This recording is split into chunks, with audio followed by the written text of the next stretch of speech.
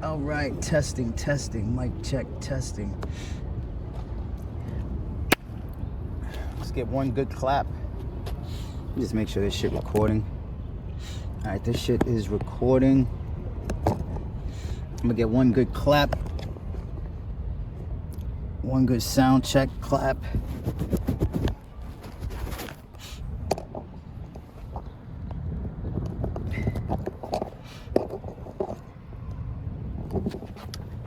Testing, mic check, 1, 2. Testing. All right, that's the clap check. And essentially what's happening right now, what's happening today is this, all right? I'm gonna show y'all what's really going on.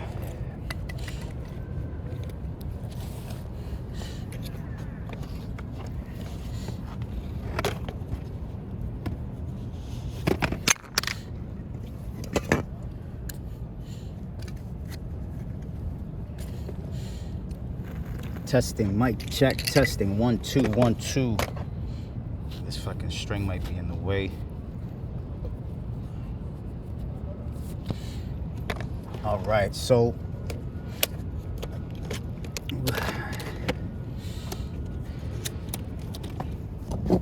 the reason I am here where I'm at now, let me see if I can just give you guys a view of what's happening, right? So this is the infamous ledge at Astoria Projects basketball court. The main reason, obviously, why I love it is because of how clean and beautiful it is, how lit up it is, how much room I have left and right. You know, it slopes, the grading slopes from, so that's the high point, and then it slopes down. But when I first started riding the ground control Featherlight 4s, this was the ledge I came to break in the frames. And I think it's really interesting if there aren't too many shadows for you guys to see like the difference and change in like the groove and the H block, right? So when I first started skating this, right, so imagine these wheels were brand new, they were 60 millimeter, right? At 60 millimeter, you can see how the wheels would be touching, and you can also get an understanding of how I got stuck on tricks like like mistrial, right? Mistrial being a backslide foot in the rear and like a macchio in the front, but feet touching, right? So I've measured the wheels. They now measure approximately 57 millimeters. So I want to say I started skating this spot, waxing it almost, geez, when did I? So basically I got arrested when I first created this spot. I can't say for sure, but it's been definitely a good 6 months of me skating these frames. As you can see, if we're just comparing grooves, right? You can see how this groove is now worn in a lot more. And I think that's really the takeaway here that I wanted to demonstrate and showcase. Let me see if I can get this so there's no shadows, right? But if you look at this H block now, what I'm hoping to accomplish is really to determine whether or not this is a good design in terms of getting, like, basically I'm trying to determine if this makes sense to buy replaceable H blocks. I found in the past that buying replaceable H blocks was pointless, but now as we fast forward, I'm like, wait, this might be a great idea, because now my wheels are smaller and I'm going, okay, if I put this H block in now, it means that I'm gonna be raised ever so slightly, which means now that my smaller wheels won't be touching.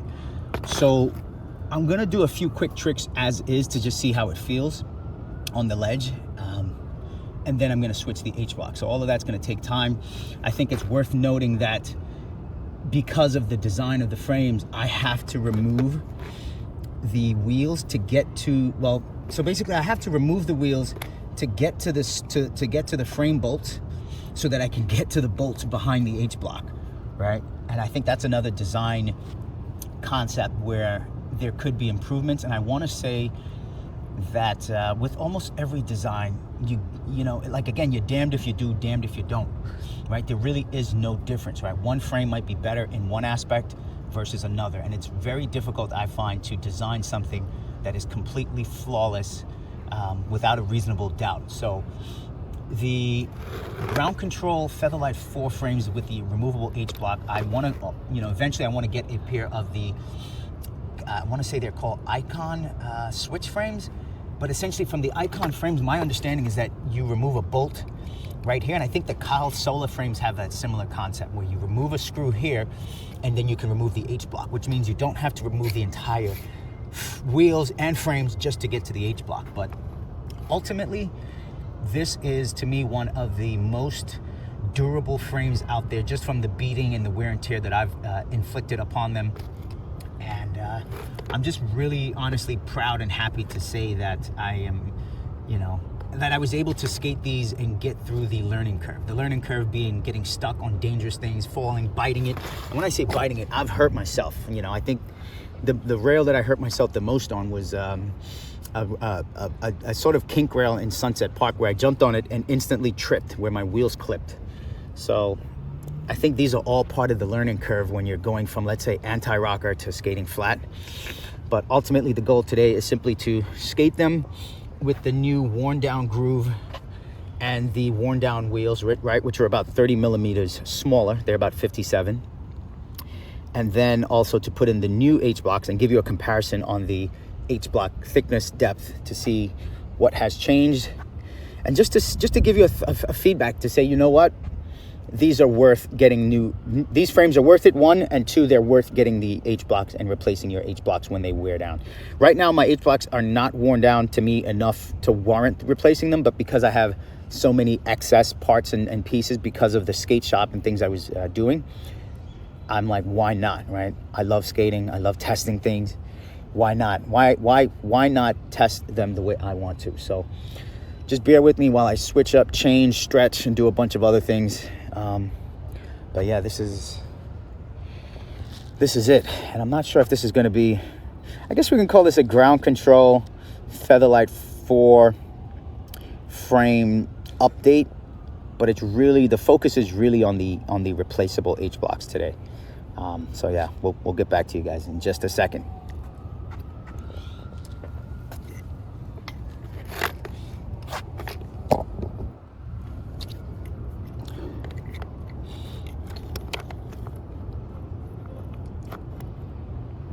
And honestly, it has not worn down that much per se.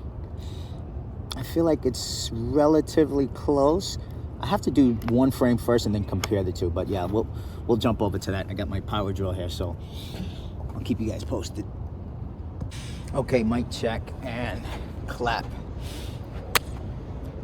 All right, mic check. So what I'll show you guys briefly here, if you can see it, I wanted to show you, so I'm testing everything, but I'm also giving you feedback on a lot of things, right? So to me, these wheels have held up pretty good, but it's been my experience since skating in 2002 with Salomon STI Pro skates as my first aggressive skate.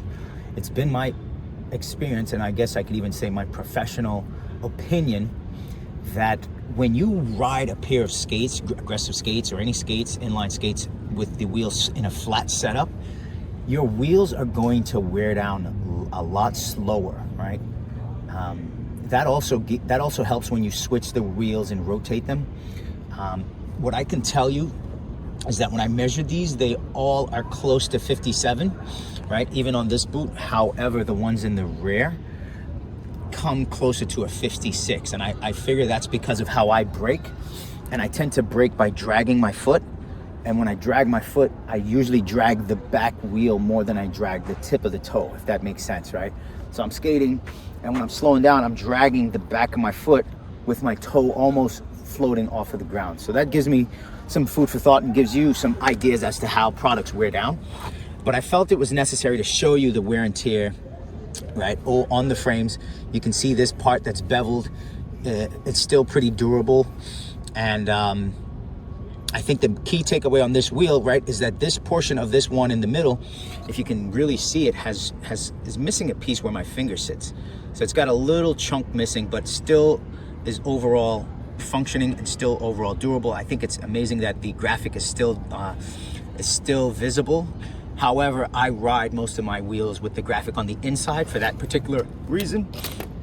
I'm almost certain that if the graphic were on the outside, it would be a lot more worn down because it's making contact with obstacles, rails, ledges. And I think it's great to show you the wear and tear on the exterior of the boot, of the frame, I should say, because it gives you an idea of how durable the frames are, right? And I think the fact that I dyed the bottom of the frames gives you some real true context. Even though these are white, that sort of teal or green, I think maybe close to mint color, gives you a better idea of just how much wear and tear there is and where the wear and tear occurs. As you can see, most of the color has faded in the center of the frame. Very little has faded on the rear and on the front. And then you'll see that a lot of it has worn around the axles, right? So almost around every axle has wear and tear, which gives you some idea of where the friction points of contact are on these frames. That's my right sole foot, which I don't do too many right sole tricks anyway. I wonder if I switched frames from foot to foot by accident. I may have in the process of testing and changing things. It's more than, yeah, just looking at this one, I can tell. So if you can see the difference between this frame, it's clear to me that I switched frames from my left to my right foot, because on the left foot, which is my dominant sole foot, I see very little wear and tear on the color. So just imagine this is actually, this frame was on my right foot the majority of my skating until I started swapping it more recently. I would say I started swapping it more recently for what did I swap them for? I think I took them out just to test the H blocks and do measurements, because I only started measuring these frames, weighing them, even down to putting them in water and getting the volumetric measurements and the density, right? I think all of that was done post skating them, and then I might have accidentally put them back on the wrong foot. But either way, this gives you an idea of what the right foot would normally look like with minimal wear and tear. And then this is a lot of wear and tear, because I am a left-hander and a dominant left footer, but I'm somewhat ambidextrous in terms of riding even, and in terms of just like sports, in terms of which foot is stronger, which hand and side is stronger. So I'm a bit of an ambidextrous individual in general. So like I punch and kick with my right, but I actually write, penmanship with my left, to give you some ideas. But I couldn't, that's if I'm writing pen on paper. But if I'm writing on, let's say, a chalkboard or a dry erase board, I can write almost as good with my right as I can with my left. So to give you some idea of how good my right is with control. What else should I note? I should note this distance between the center line of the axle to the base of the frame. That is approximately 14 millimeters. And if you compare this to the Caltic frame that I just posted, the Caltic frame is only, I think, 9 or maybe no more than 10 millimeters. I want to say 9. It might be 10. But either way, the point is that you have almost 4 more millimeters between the center to the base.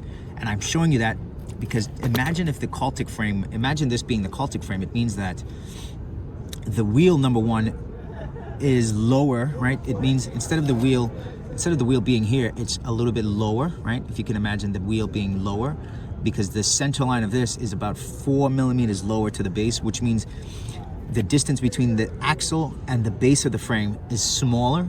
And to me, that plays a very important role with grinding and cess sliding, right? Because as you look at this frame, if this frame were grinding, right? I'm trying to show you the other side without it being too dark, but maybe I should demonstrate the other boot. Let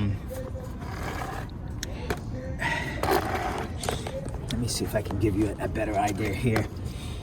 I mean, ultimately what I'm trying to demonstrate is that the boot is, the H block is grinding, right? But portions of the frame are also being grinded down.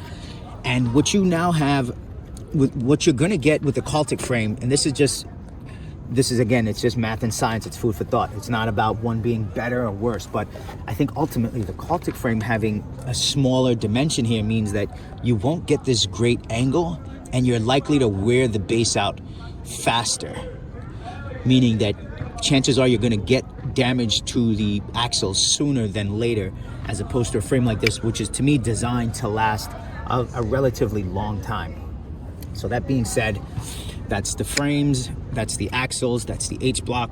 I'm not gonna dive too much into the skate. I think the skate is a great overall skate. I'm not familiar with these sliders and how they come out and whatnot, so that's not gonna be a topic for me at all until I get around to it. But what I could talk about is the ledge and how much it has worn down since, you know, it's been rained on. Again, this ledge was primed with, so this ledge was sanded down by hand with a store-bought rub brick. I mostly skate the white and then a portion of the black to about here or so.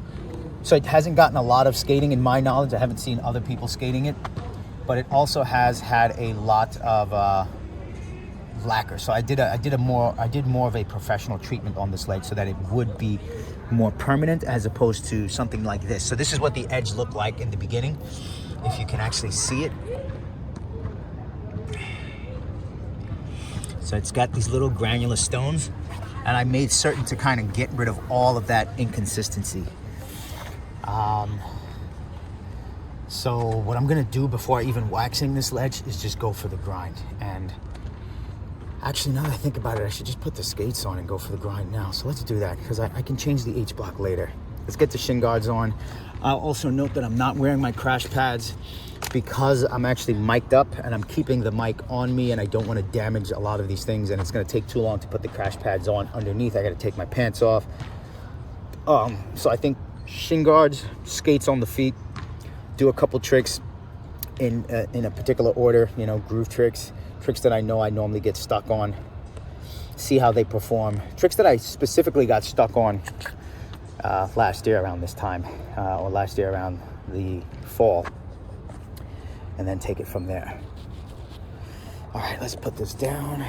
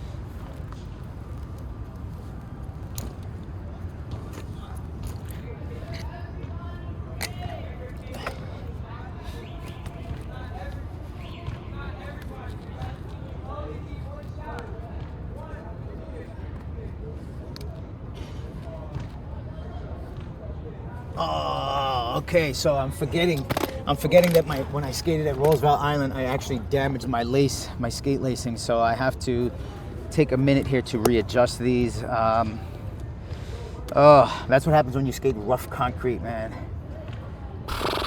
So this one's short, this one's long, so if I pull this one this way, and this one this way, so I need to make this one longer.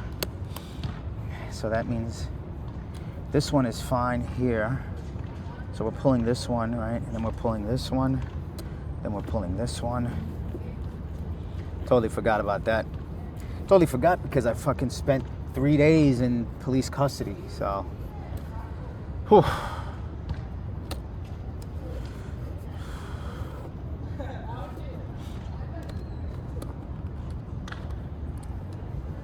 I feel like with all the bullshit I'm getting into, as not a direct result from skating, but somehow related to skating, it's almost like I might as well just commit to a life of crime, if you will. You know what I'm saying? Like I'm already chastised and being given the long arm of the law just for skating. So in a way, I'm like, what else is what's the worst that can happen now? You know?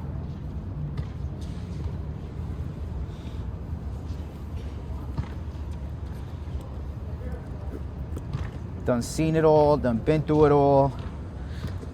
I put my lifetimes in between the paper lines. I'm the quiet storm nigga who fight rhymes. P, yeah, you heard of them, but I ain't concerned with them, cause I pop more guns than you holding them. Broad daylight, fuck your life, get right. on my 98 dirt bike, trying to stop minds from flowing up, trying to stop minds from growing. I make your blood stop flowing, take affirmative action.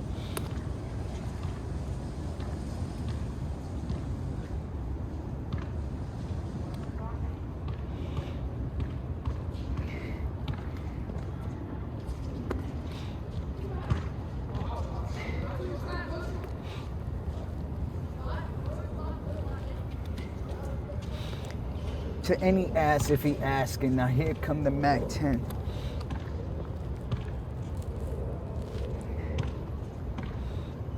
All right, hopefully that's good. Did I rip this one too? I think this one was fine.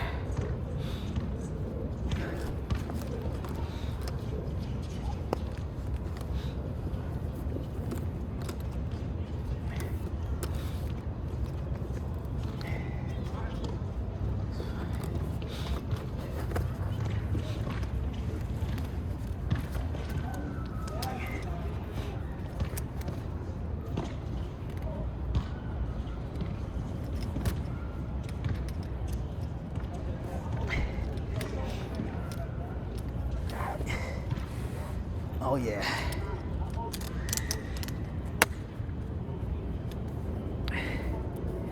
Honestly, I didn't really stretch, but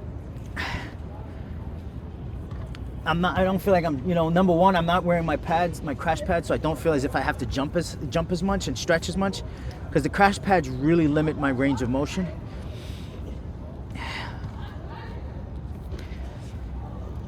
Even though it's always recommended to stretch, especially as I'm approaching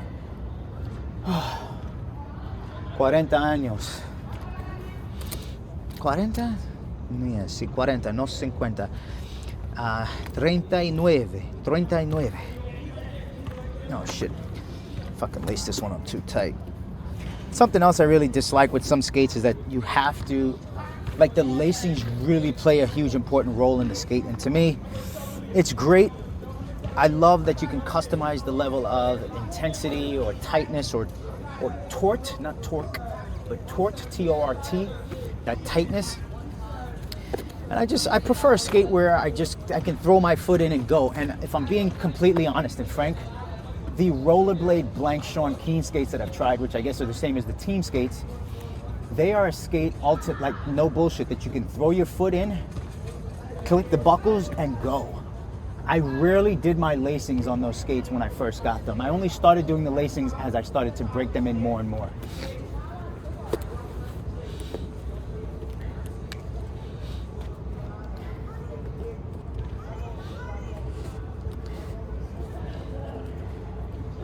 The kids are out in full force, To me, this is like the society we live in is one where the parents got to go hustle, they got to go work, leaving the kids sort of to fend for themselves and make friends, make bonds and relationships, play, have fun. And that's why, to me, it's so important that there are safe spaces for kids to play, interact, smoke weed even, learn about the birds and the bees firsthand, drink, fuck, smoke,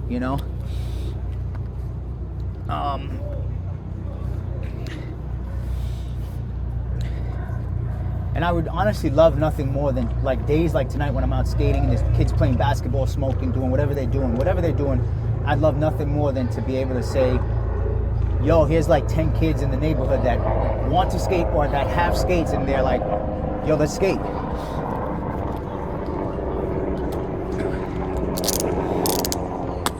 Just to give them a different outlet and perspective on life, something that they might not be used to.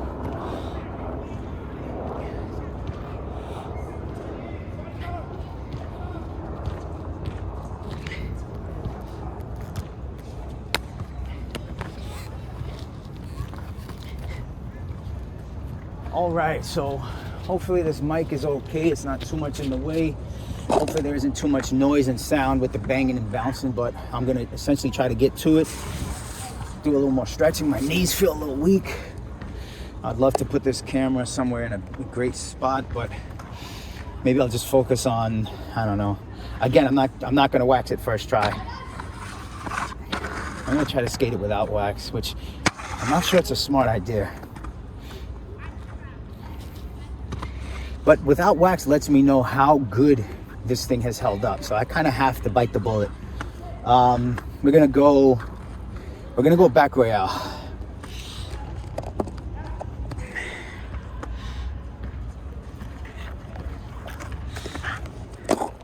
And if that doesn't work, then we're coming right back.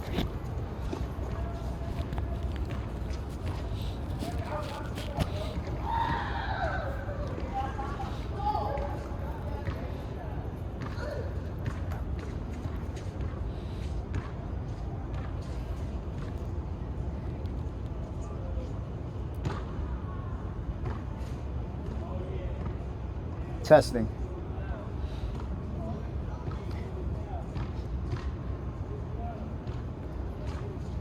Mic check 1 2 1 2. I'm gonna get the wax ready just in case. I feel like I'm gonna not just like I'm gonna need to wax it, but I'm gonna want to wax it regardless.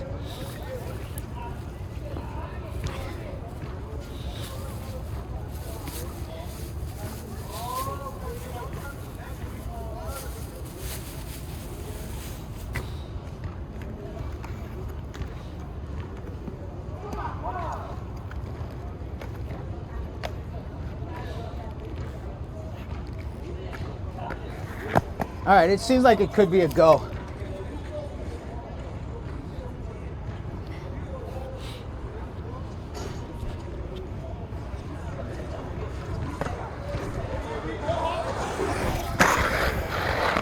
Oh.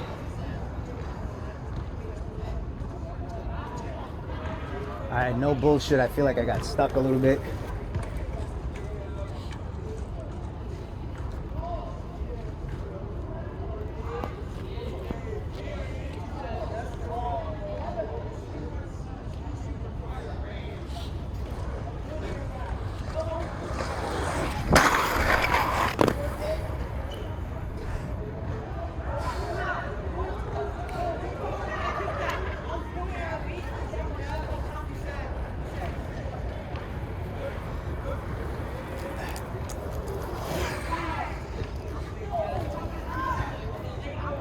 Jeez, I'm like really nervous right now to do switchback royale.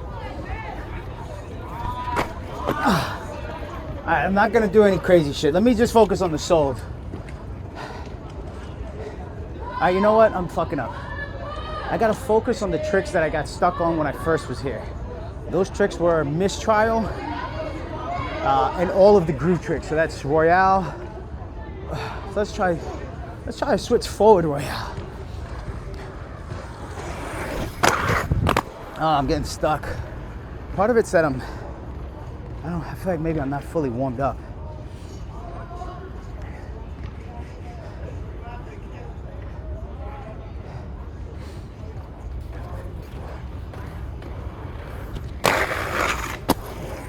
Slides on a sole. Looks like it's drizzling. Let's go for a switch sole.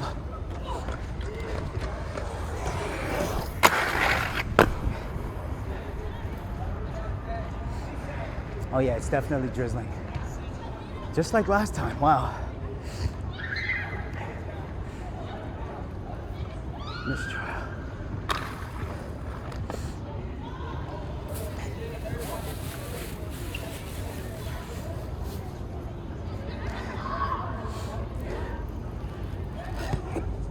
All right, if I'm being honest, I feel like it slides. It is drizzling. I don't know what to expect as far as the weather.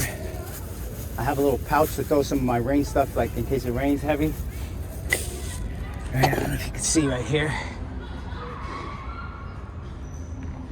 Very slight drizzle. But we're going with the medium density wax. I just don't want to play games and get hurt. And I also really didn't stretch well. So let's...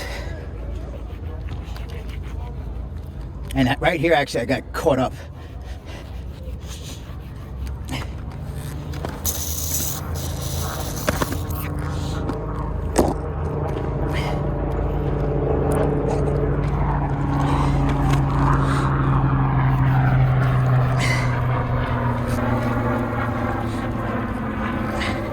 And when I wax something like this and I go the entire length, it's not just for Adonis, it's not just for me, it's for whoever might come back here in a month, in a week, in a year later, day later. so that it's you know, to me, this is what I would call this process maintenance, or like upkeep. You know, it's like to keep it pristine, to keep it having that coating, you know. It's based to, oh, you could also use the word TLC. It's that tender, loving care. Gotta get the edge, gotta get the sides.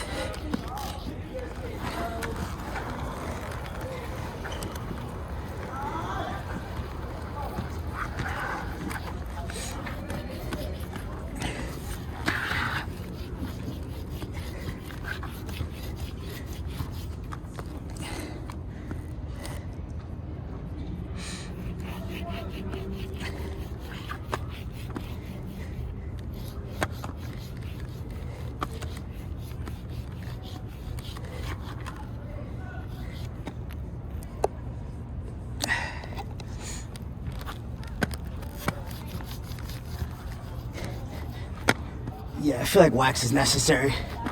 I was getting way too stuck on those Royales, and that's a back Royale. That should not be that sticky.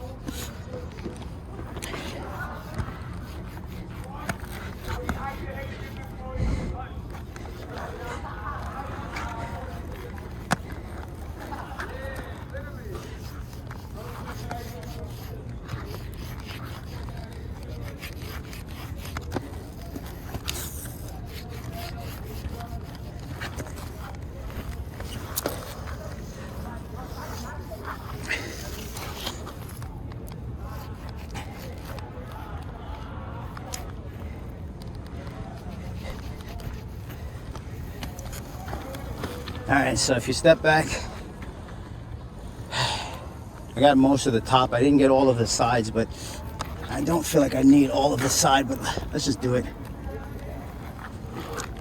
I think the most important parts are usually the top and the edge.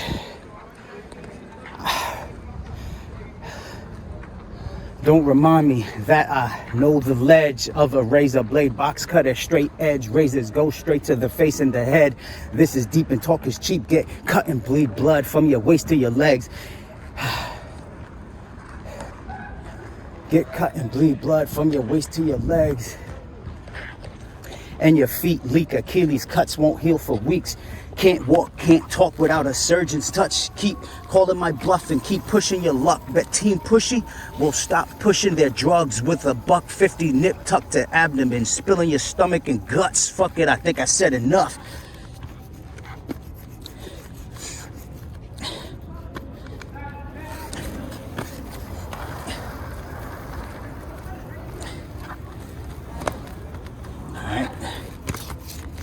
Shit, one piece was decent enough, it looks like, for most of the entire ledge.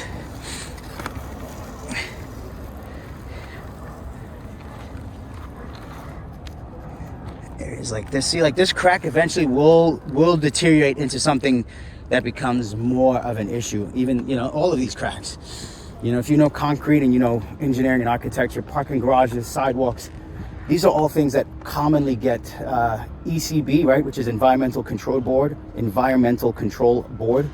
They also get ECB, not just ECB, but they get regular, sometimes DOT and DOB violations for having cracks in the concrete, because a crack in the concrete signifies that there could be underlying damage just waiting to occur. And oftentimes architects and engineers make money just off of day-to-day upkeep, the same way I'm just waxing this ledge.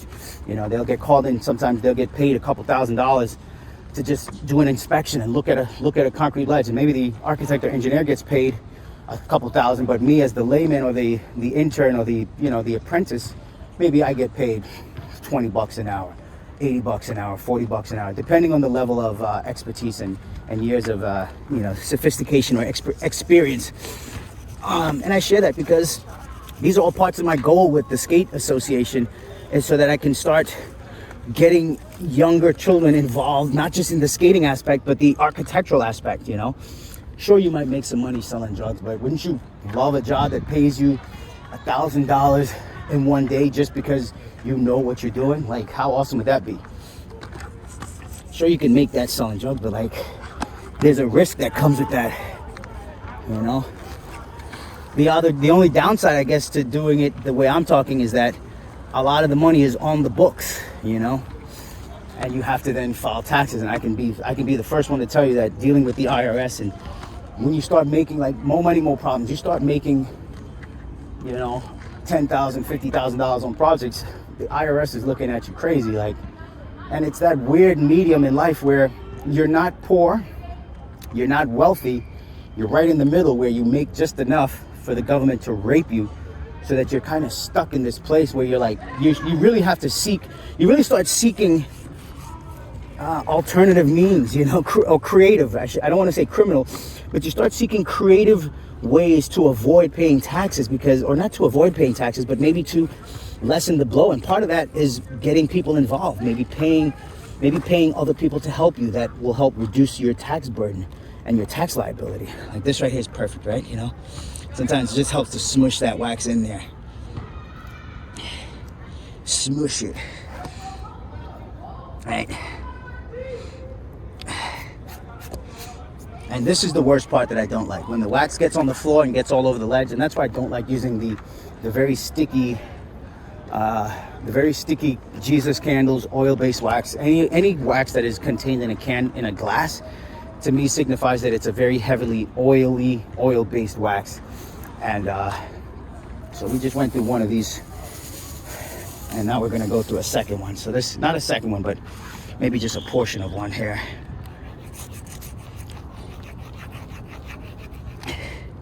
Maybe to the bottom.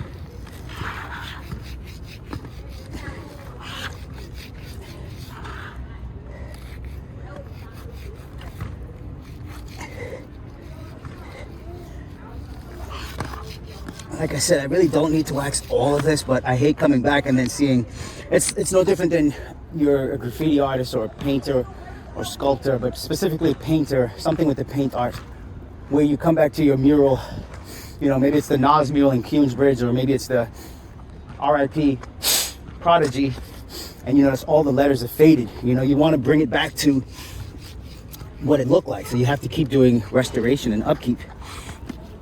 And all of these buildings throughout the city, including the projects and housing, a lot of real estate and real estate management is building maintenance and upkeep, right? It includes taking the trash out, having regularly scheduled maintenance. And that's why there's a lot of money in architecture and real estate. There's codes and laws to help safeguard life, to improve fire and life safety for one, right? So for example, any building that's brick, which includes all of the projects throughout all of the 5 boroughs, they have to undergo what's I think is Local Law 11, and it's FISP, but I forget what it stands for, but it's basically, it's facade inspections and facade repair. So the construction of brick buildings is such that bricks deteriorate, and bricks have a tendency to crumble and then fall. Now, if a brick falls on your head and hits you, great, you might be thinking lawsuit money, not realizing that no, you could fucking die. It could be your dog, it could be your pet iguana, it could be your grandmother, you know, abuela con queso, it could be your fucking mother, right? So all of these things people don't think about, but they are like definite guaranteed sources of income that will always be there. It's perpetual income as long as you're in the business and you keep those relationships, and you smile and shake hands and yeah, I got it, I'll do this.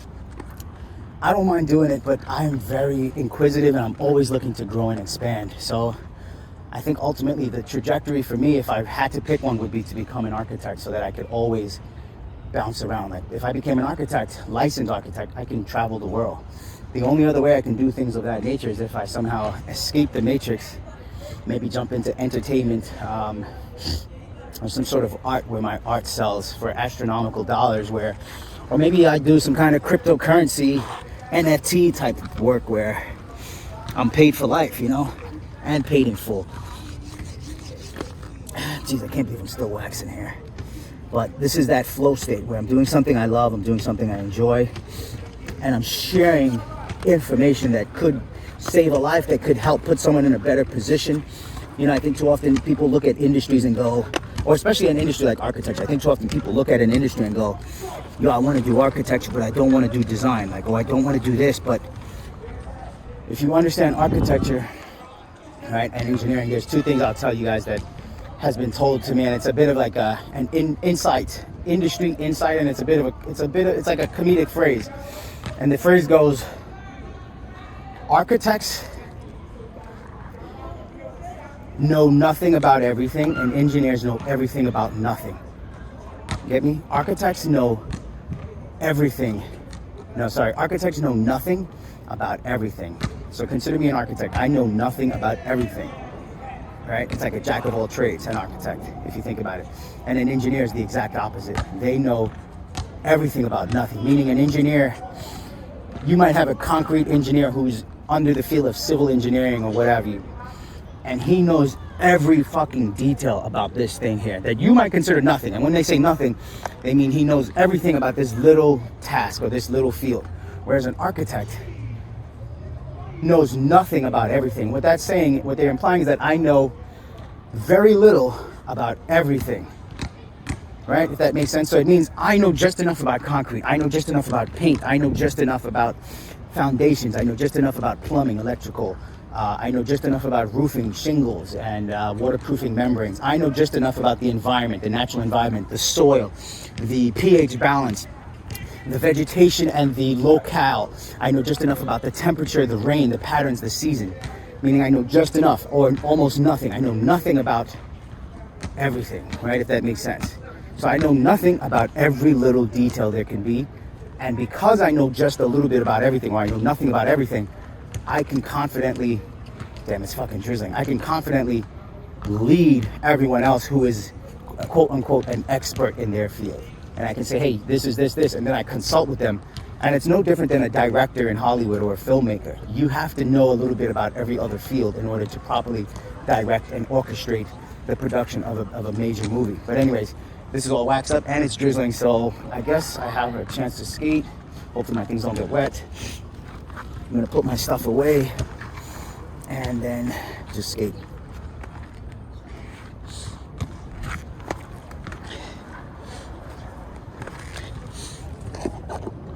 I really need to get the Mistral going.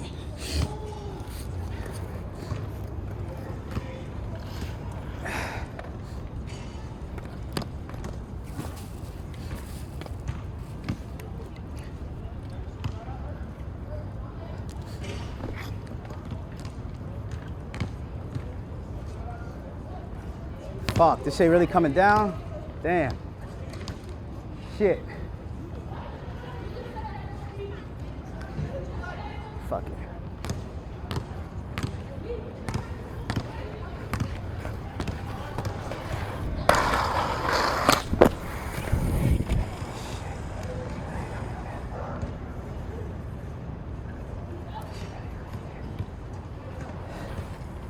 All right, it's fucking slippery out here. Fuck.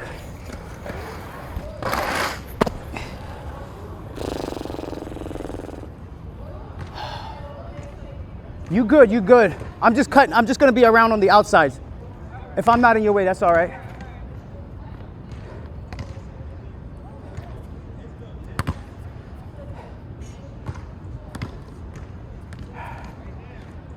Mistral.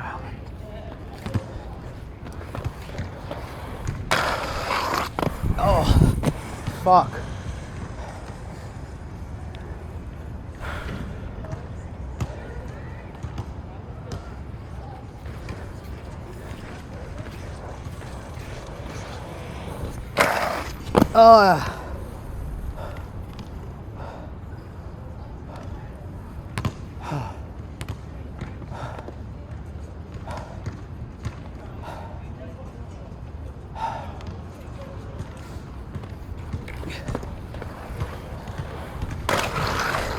Oh my God, I'm getting stuck.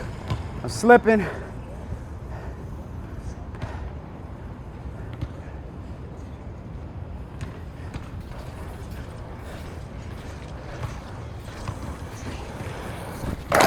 Oh, fuck. No bullshit, coming uphill really sucks. Like, really sucks.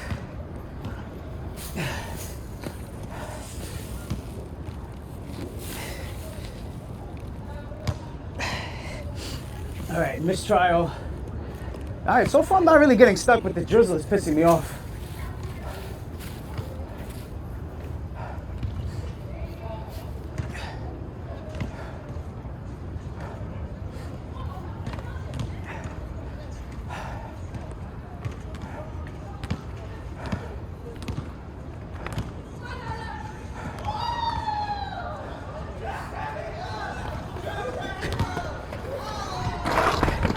Fuck.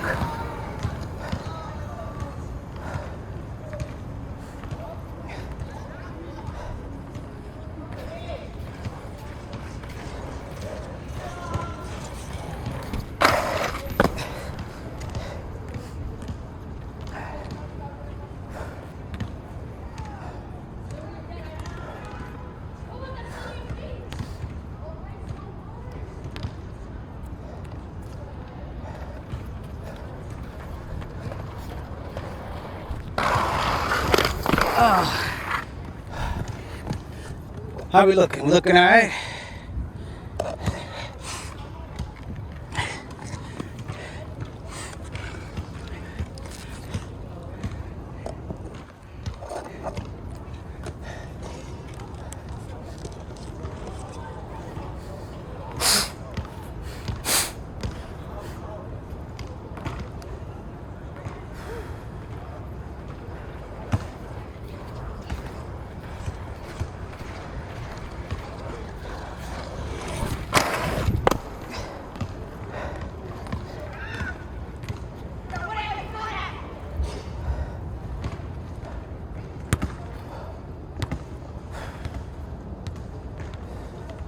That shit sucks.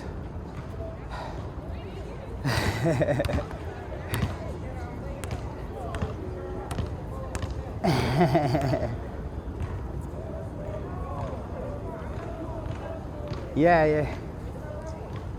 I mean, it's fucking coming down.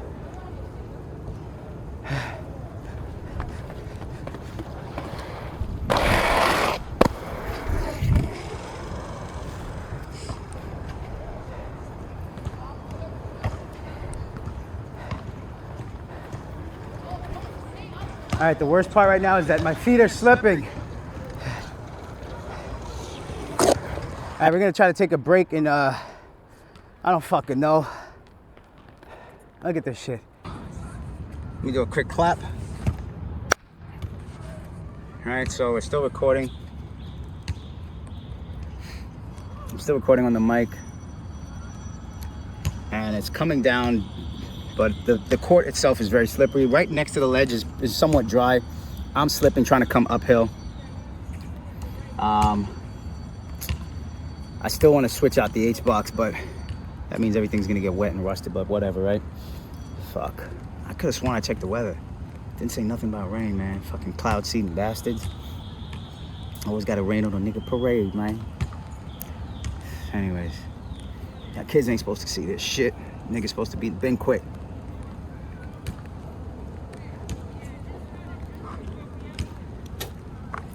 This shit getting heavier.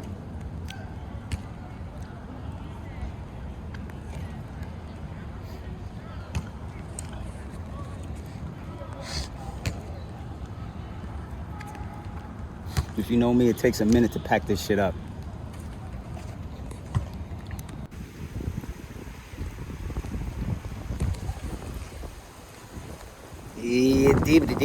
That's all, folks. I really wish that it wasn't pouring. And I guess ultimately I came to switch the 8 blocks, test them out.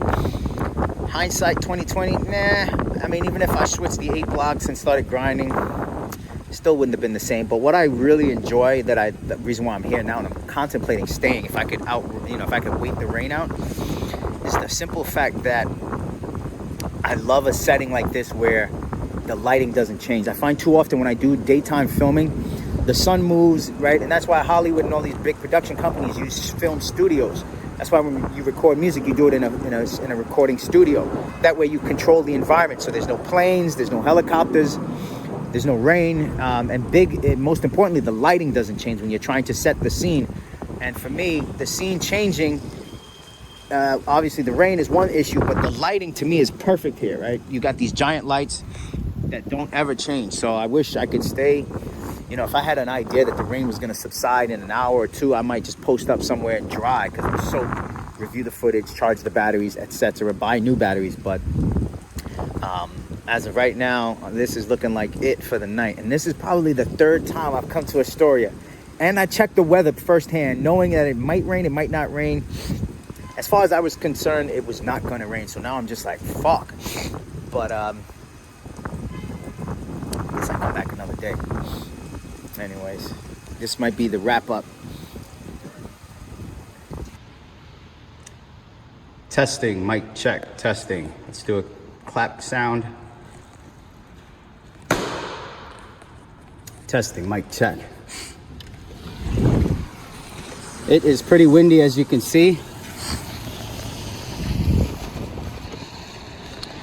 I know I said peace, love, and blessings. Leaving Astoria, I biked to the train, got on the train, but as I'm riding the train, a few stops, first of all, I realized, holy shit, Roosevelt Island is nearby. For some odd reason, you know, and I'm just doing a recollection type of recap here, but over the years, we came to Roosevelt Island not just because the bridge below was sheltered and we could skate during the rain, but we came because this parking garage infrastructure allowed us to skate indoors, right? So I've got my stuff, you know, if you can see, I've got my belongings set up on the inside, ready to go skate. And essentially all I'm trying to do is test the H blocks when they're brand new, and I did not want to give up on the night and call it quits. So I'm taking a chance on Roosevelt Island once again. It dawned on me the reason why we stopped skating the upstairs, I think, is because we used to get kicked out, which makes perfect sense, right?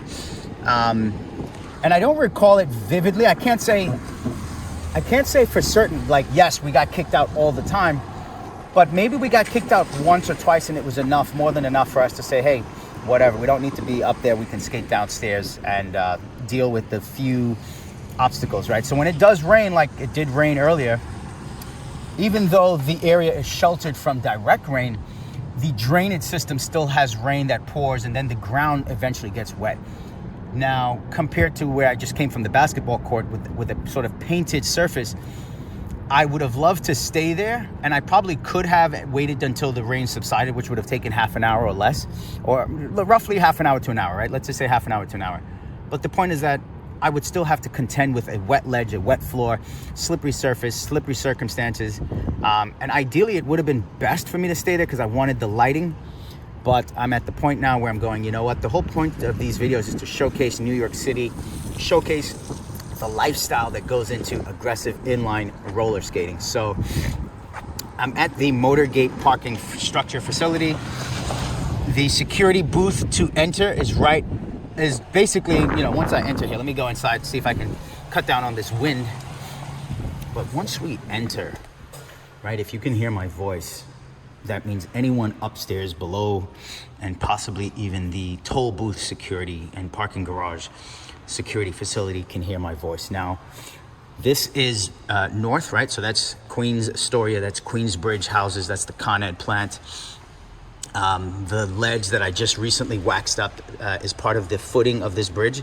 If you understand architecture, engineering, it's the foundation.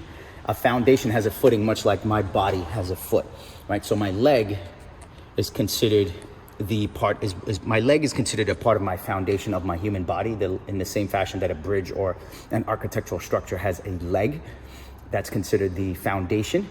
And then as you get to the base of that foundation, you have what's known as a footing. The footing is the giant block akin to a foot, right? It's really the core of the foundation. So the ledge that I waxed up, which is directly below this bridge, is the footing of the Roosevelt Island Bridge. Now, in the parking structure here, if I'm giving you context, right? So if that's north and that's west, that's Manhattan, right? So Manhattan is directly beyond these buildings, and the East River lies on both the west and the east. So the East River is split into two because of Roosevelt Island. Now, I'm sharing that because all of the years we have been here and skated here, we have, to my knowledge, we have only ever skated and waxed the east portion of this ledge. But as I've visited this recently, I realized almost everything, even this little tiny portion here has been waxed.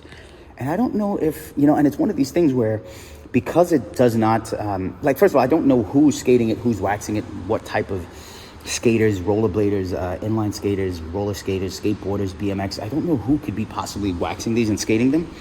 But what I think is dope and interesting is that, unlike the rough footing, this is not a rough concrete ledge. This is a sort of finished, smooth concrete ledge. And I think what's amazing about a concrete ledge like this is that you get to see firsthand what it looks like 20 years later. Considering that little to no one has even skated here, the wax still remains intact. And that goes to show you just how powerful Mother Nature is when it rains, when it snows, when it's hot, when it's cold. So all I'm really going to demonstrate now is maybe, but I'm not hoping, but I'm guessing chances are high that once I start skating and making noise, right? If you hear that, just imagine what the skates are gonna make. What I'm imagining is it's gonna make a lot of noise, and I'm not gonna have a lot of time. But because it's such a pristine, perfect ledge, perfect run up, and it's dry, I'm gonna switch out my H blocks, try to get some of the moisture out of my bearings because they are soaked. Maybe eat a little bit. And obviously the power drill might make some noise, but I'm also gonna put a small coating on top and essentially just try some of the same basic tricks I tried at Roosevelt Island. So that's mistrial, which is a trick I got stuck on. Back Royale, which is just a trick I got stuck on, and back Savannah and back Unity. Forward Unity, not so much, but mistrial and back Royale were the two. Mistrial, back Unity, and I don't really get stuck on back Savannah so much because I'm usually boot down. But I'm still gonna try it if I have the energy and the shoot spas. But anyways, that is just a recap to show you where I have ended up, and depending on how things play out today, it will give us some idea of whether or not this is a spot that can be skated without getting the boot, all pun intended. All right, so I think first things first, before I go further, I think I'm gonna grab one of these medium density blocks out of here, right? There's this little jammy jam, and I'm gonna pick a section for which I'm gonna skate first, right? So they are right there in the distance, and I believe there is a camera right above me, right? So maybe my starting point will be right next to this column in terms of going this direction, right? And then maybe my stopping point will be the column. So maybe I will technically only skate, I'll try to keep it brief. Maybe I'll only skate where this giant piece of artwork lies. I think that's safe, right? So let's do, maybe I will start no further than the edge of this concrete block. All right, so let's maybe just do from here on. And it already feels like it's not gonna need much wax. The wax, because it's hard, it's medium density, like as I'm rubbing it, it's not even showing signs that it's coming off. Again, because it's a smooth but hard ledge, and the wax is it's not the softest wax, so it requires a lot of physical force and pressure for this wax to come off onto the ledge, as opposed to an oil-based type. All right, so all I'm really gonna do is color in the nooks and crannies that I feel deserve a little TLC, and on some of the dried top. I find oftentimes the tops of ledges are the areas that need the most TLC, and often the areas for most injury, where you get stuck and fall. It's like, this is a crack I would love to give some love to.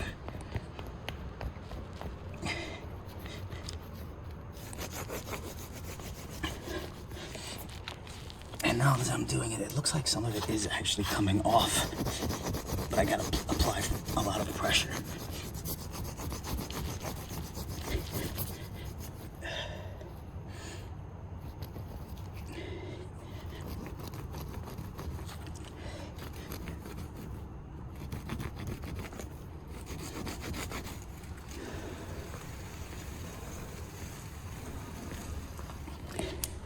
And you know what?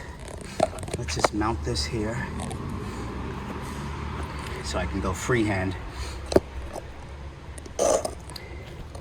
And like I said, so we've got block here. So this is gonna be runway, runway, runway, and then maybe grind, grind, grind, grind. So maybe I give myself 4 of these blocks on the floor to grind. So maybe I will only wax from about this point. Shit, that just broke.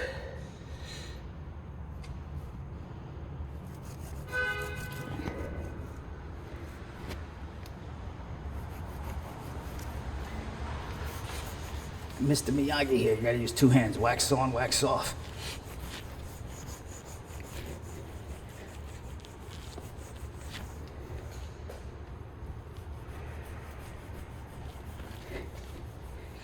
I should also note that I think maybe the reason that sometimes we didn't get kicked out is maybe because we were in numbers. So imagine 4 or 5 of us here talking, laughing, joking. It sounds like people are just relaxing. And when the skates bang and make noise, maybe you're less inclined to go, what's that noise? But when it's quiet, silent, and then you just hear a large boom, bam, of course you're gonna question what's going on over there and go investigate.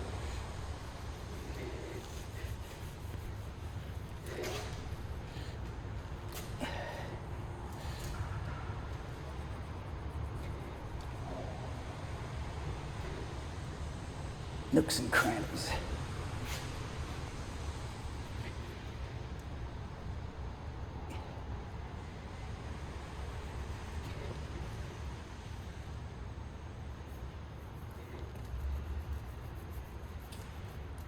All right, this is more or less finished.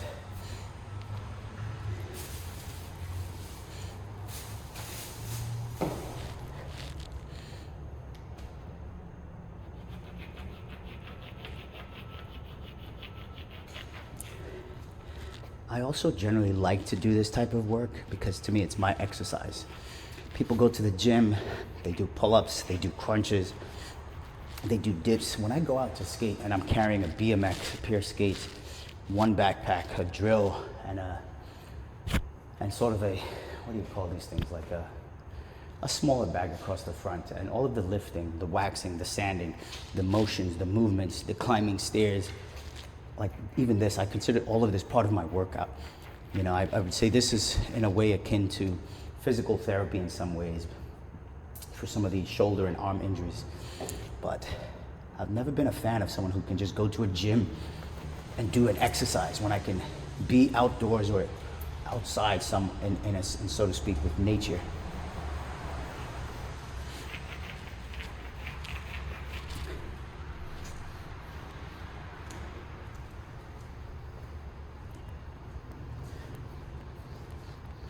So you know what, actually we're using the poster as a guideline for where I'm skating. So let's say where the fruit is 1, 2, 3, 4, 5, and maybe this is 6. So we're giving ourselves approximately 6.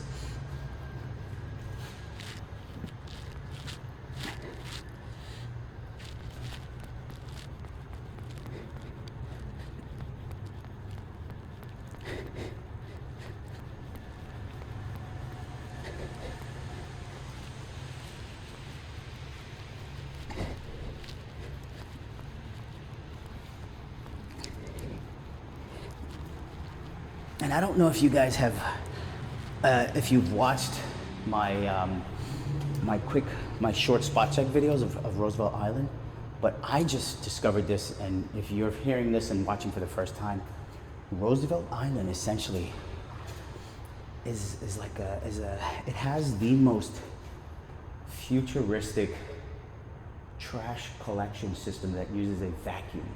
So I believe if not majority, all of the buildings here have a trash collection system because it's a small island with one main street, right? And that main street is New York Main Street, not Main Street like Flushing, Queens. There are no garbage trucks that are allowed to go up and down that main street.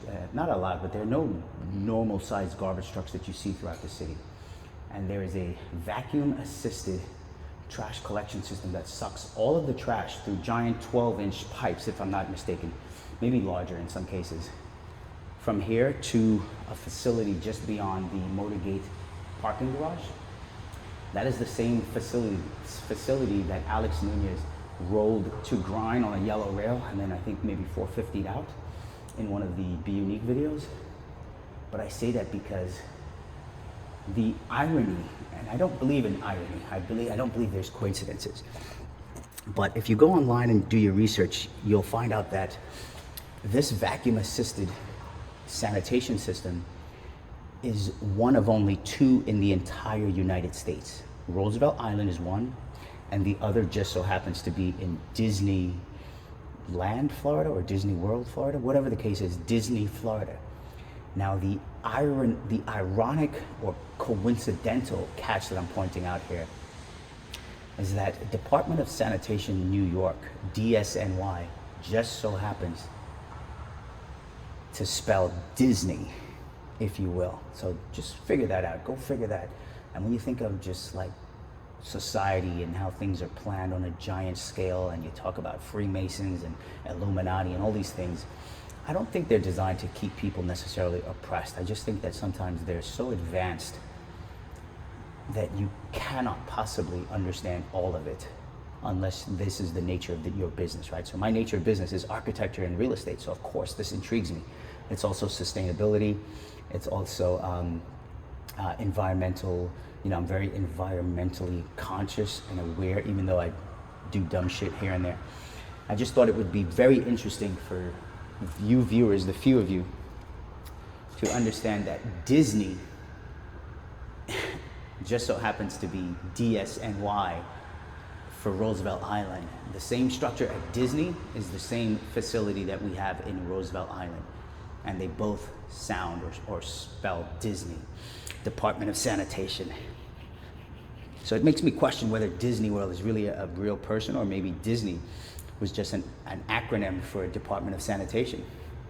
And I'm curious as to which came first. Was it Disney in Florida, or was it Roosevelt Island, or was it New York's Department of Sanitation? Because again, New York is technically the capital of the world in terms of everything.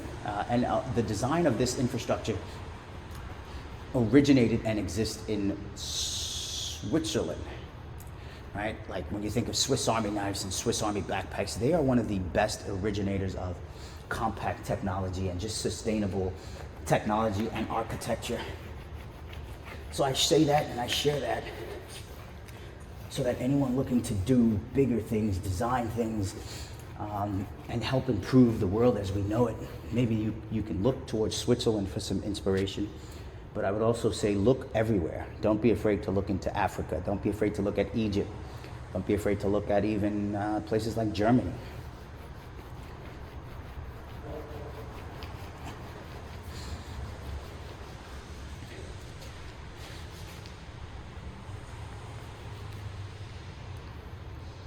Because all of these cultures and societies have contributed to the overall greater good of humanity.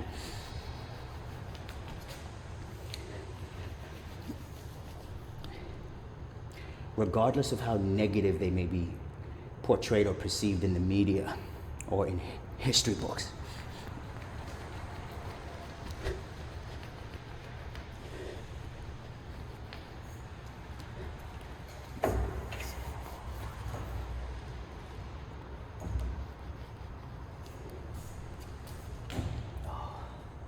Almost broke a nail right there.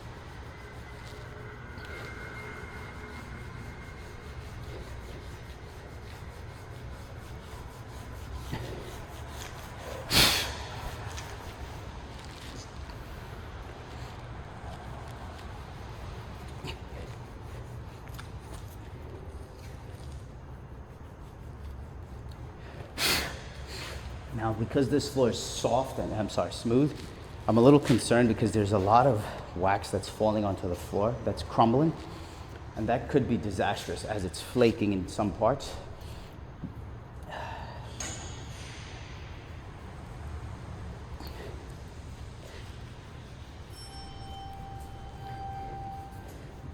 But we shall see, right? Hopefully if I can just kick most of it under the ledge, we won't have a problem slipping on it.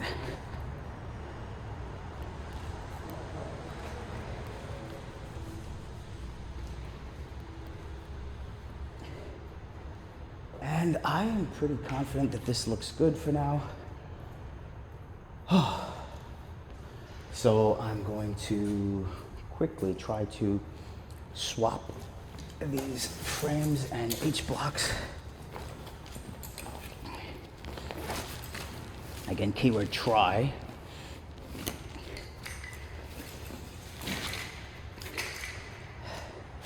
And I do genuinely love these frames for the very fact that they have only one axle that is required, that requires movement, unlike so many other products.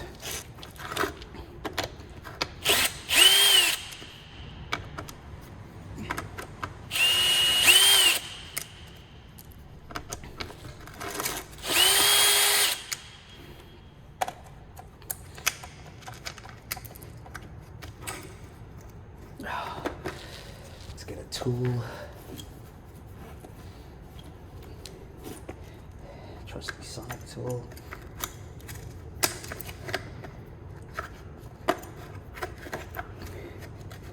Oh, this sucks. Okay, now I'm going deeper.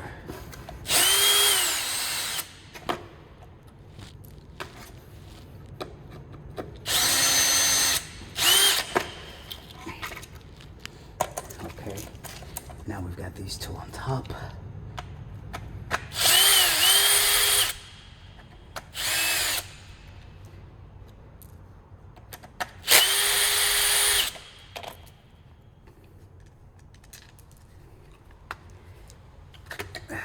Comes out fairly easy.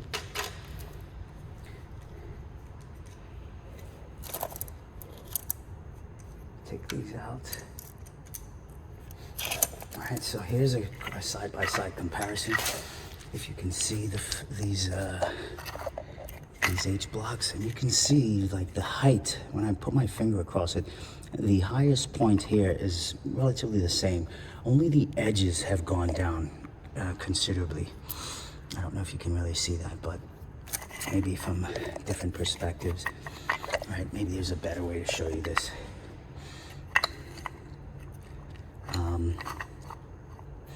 Right, it has worn down a tad bit, but not enough to make me feel like this is a product that isn't going to last for all of the licks and ass whooping that I'm going to give it, or that anyone could give it.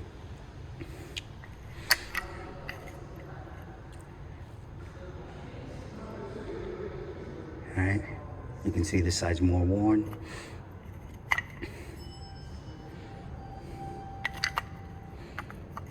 Trying to give you guys the best angle, but anyways, that's one. All right, so we're gonna take this now and plop that in, and I'm going to keep one of these in just after I mount it, just for comparison. So what will I do next? Okay, I will put these screws in.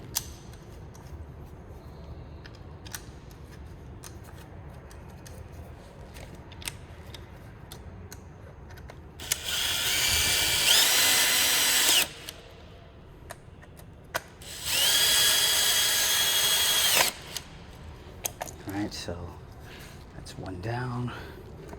Again, I'm trying to keep the graphics on the inside, so that means this goes back like so.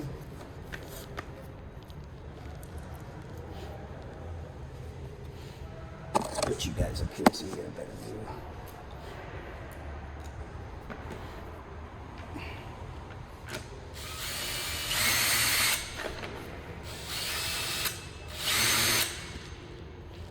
This is problem that I really dislike with these frames.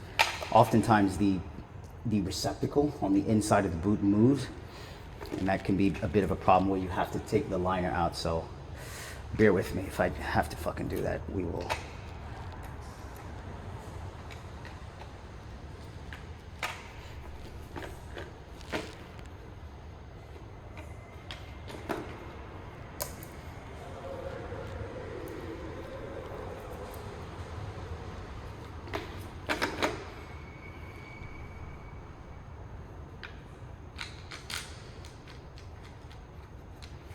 Sometimes it requires putting pressure on the inside of the boot with your hand just to keep it in place.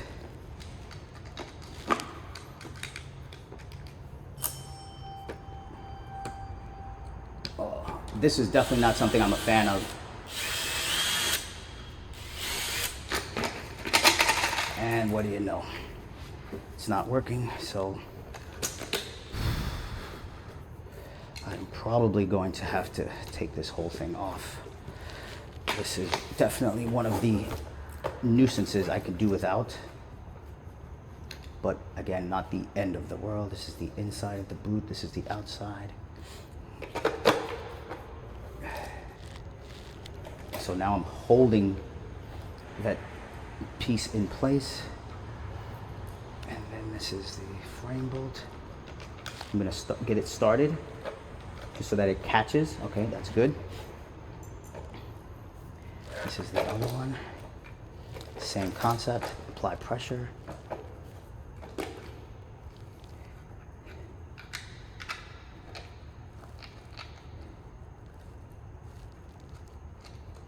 Get it started.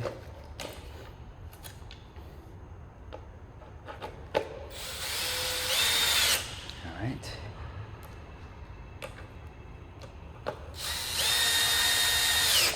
Okay.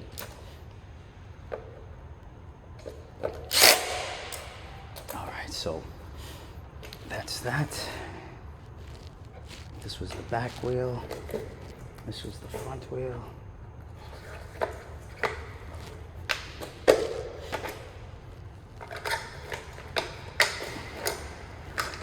I do this to align the wheel bearings and spacers, and then I do that on the other side with a little wiggle room.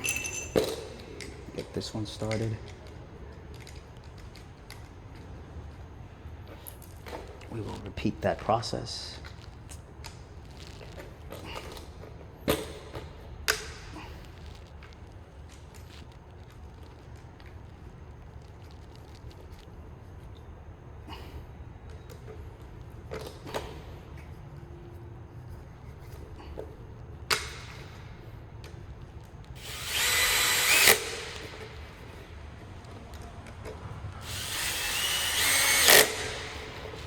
Okay, so each block goes back on top of the inner piece, the footing, or the boot footbed. And now I think this is interesting when you see what this looks like when it's brand new, right? If you can get an idea here. We are standing a little bit taller. We definitely have far more wheel protection. And when I say wheel protection, if you can see what's happening, like I can even slide on top of the boot where now I'm actually rolling, right? If I were to do it in this direction where there might be more light, trying to get rid of the shadows here. When you're dealing with this, right, versus this. So I don't know if you can see directly. I'm actually going to stop the recording briefly just so that I can take a photograph. Okay, mic check, testing, 1, 2. Let's get a clap.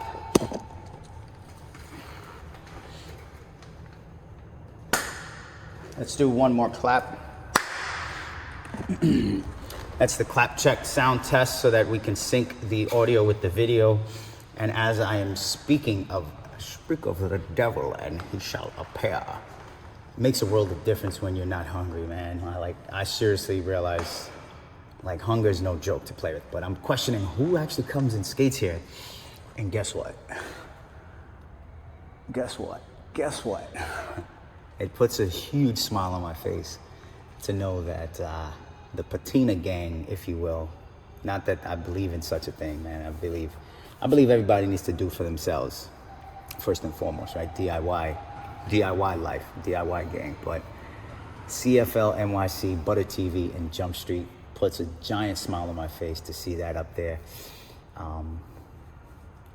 Trust us, a Beatmakers film, Chax, BYG, Zuon, NNR,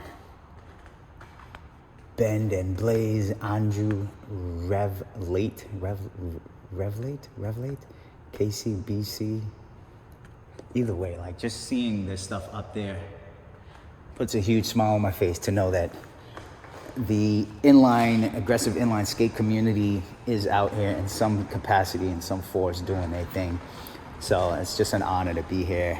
You know, honestly, I can't tell. I wish I could tell you I skated this 10 years ago, but I haven't skated this particular location. The Motorgate parking garage, upper level interior structure has got to be more than 15 years. If I've been skating since 02, I probably have been here maybe in 03, 04, maybe 05, maybe 06. And you do the math on that, that's probably the last time I've actually done a physical grind in this structure. So let's see what we can do without too much hesitation. Again, the focus is the fact that I'm wearing the ground control Featherlight 4 frames with a brand new H block, right? That's the main focus, the main goal. And the purpose really maybe would be to try a backslide, or no, not the backslide, but a backside Royale, and then possibly a torque, backside Royale, a mistrial, which AKA can be referred to or is formerly known as a backslide mistrial, maybe a back Unity, a back Savannah. I'll do a sole or two here and there just to stay warmed up, but because of the weather and the barometric pressure, my knees are actually feeling oddly sensitive. But as long as I get a back Royale, and even a front side, just a few tricks on the grooves so I can go, okay, this feels, just so I know how it feels. I think that's the whole point. So I can stop and then say, yo, it's worth it. That's all I want to be able to say at the end of today, is to say, it's worth getting these frames, and not just getting the frame. Like, it's already worth getting the frames, but my concern is it worth, if you're someone who skates a lot of ledges and wears your H block down, the question, right? It always starts with a question in a scientific experiment. It's like, so my question is it worth buying the H blocks? And for years, I've always felt like replaceable H blocks were almost pointless, But the way these are designed and how they fit, and it almost seems like the last 20 years of research went into these frames. So let's just try to get you guys a back Royale, a backslide mistrial, and we can maybe call it after that. But or maybe hit something else. But yeah, just to get that would be more than enough. You know what I forget to? I forget to do frontside Royales. Frontside Royales, because of the position of the foot, I find too often it's easier to get stuck on the wheels. So maybe I'll warm up with a frontside Royale. So let's see what happens.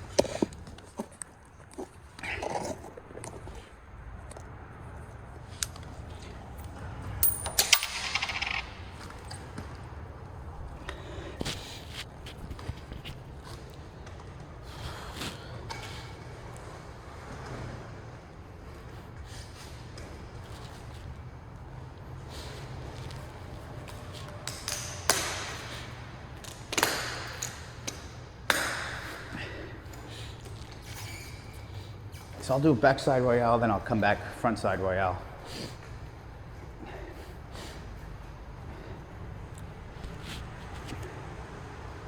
Backside Royale.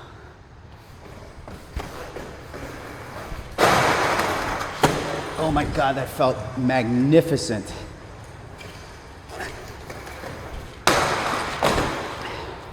That did not feel so great.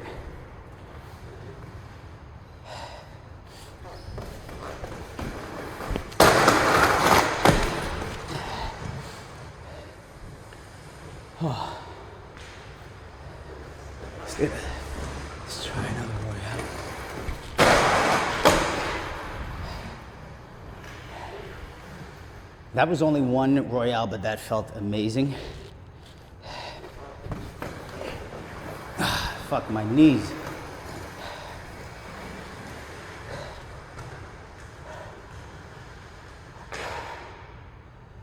Try another Royale. And I'm slipping.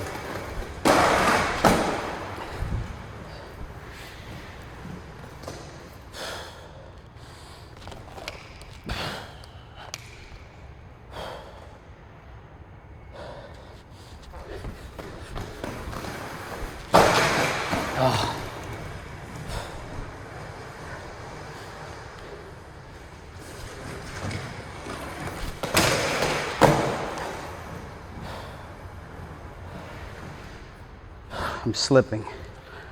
My wheels are shifting from underneath my feet. Let's try that mistrial again.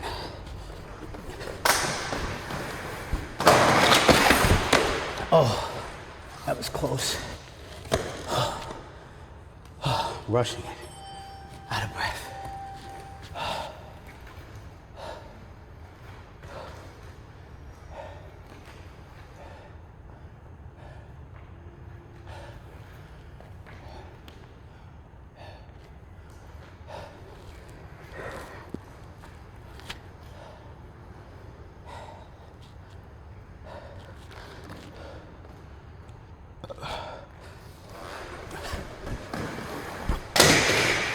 God damn it. Let's try to switch.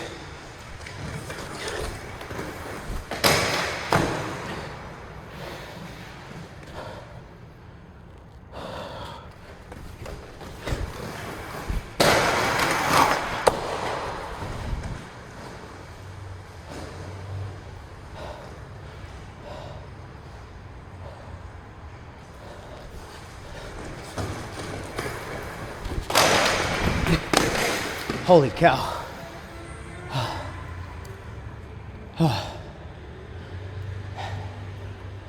These ledges are butter.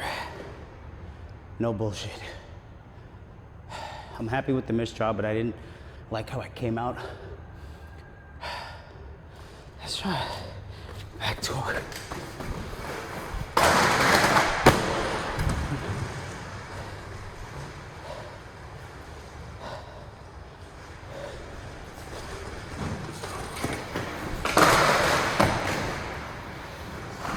Fucking floor is slippery.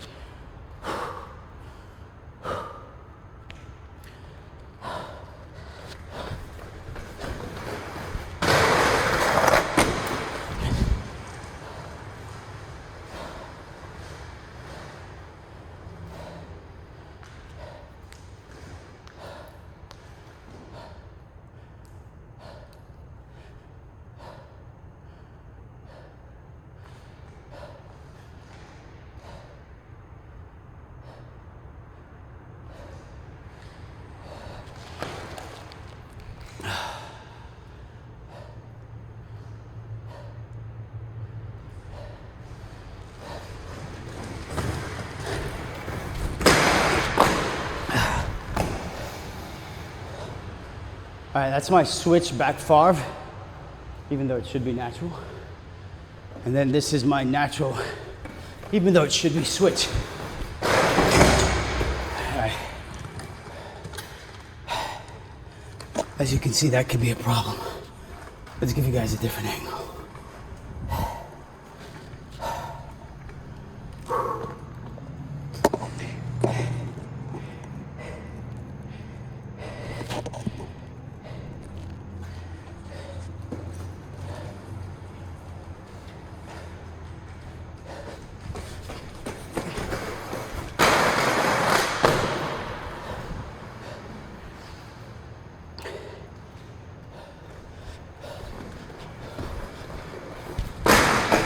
Can't get it.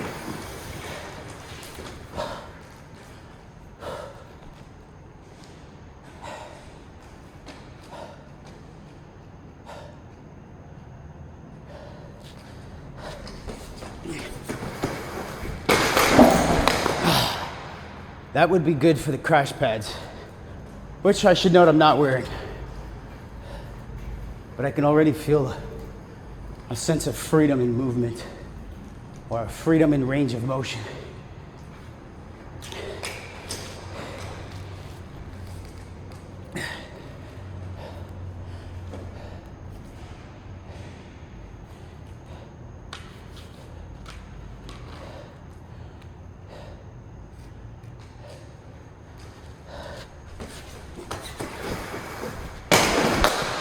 All right, that definitely hurts slightly. Probably hurt more later. Commit.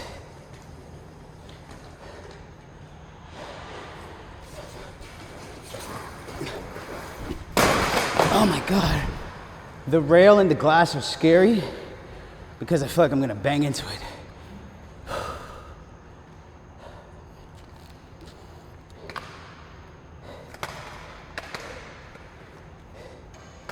Let's try some front sides. Love that sound. It's like a train track or a roller coaster.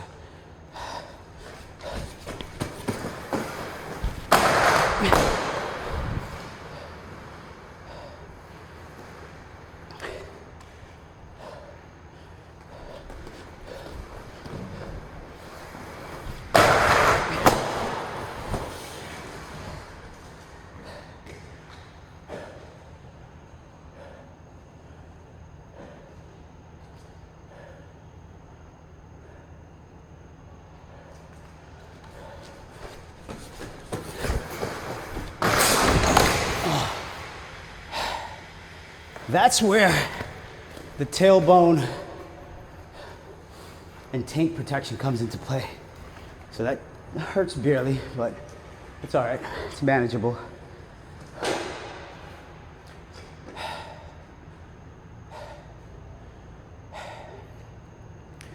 Backside. Backside.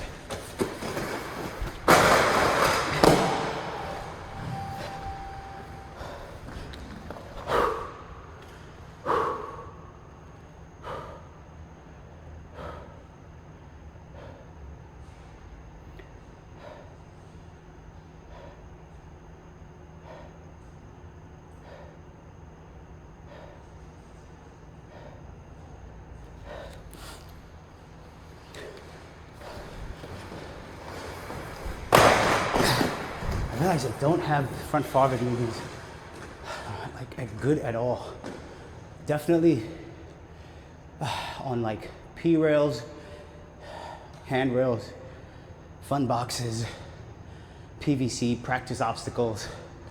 I can get them almost first try, but on a 90-degree or even sometimes 45-degree angled ledges, front fars, either switch or natural, are very difficult for me for some reason. And I think it's just practice. Yeah, it's practice. That was terrifying.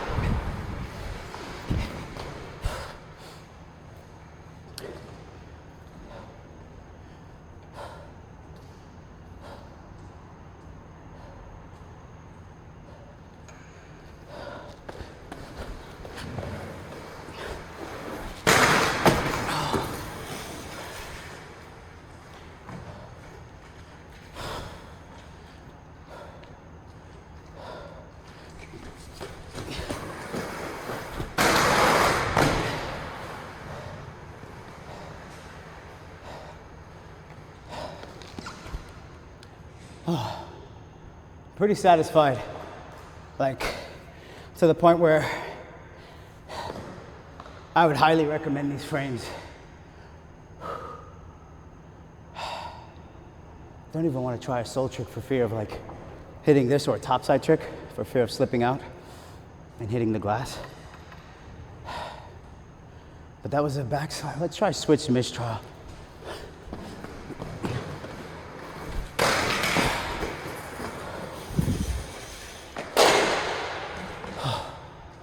Fuck. The only trick I haven't gotten cleanly on this ledge right now is backside Savannah.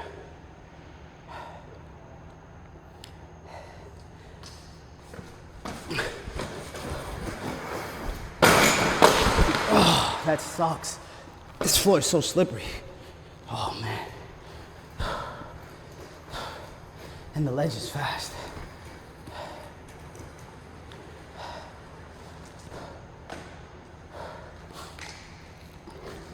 And it might be that the boot is too tight.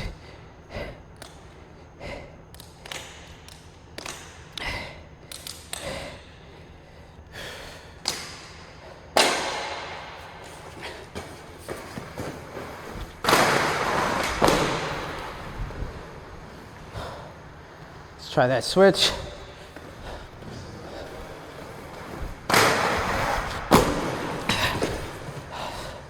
Looks horrible, but I'll take it.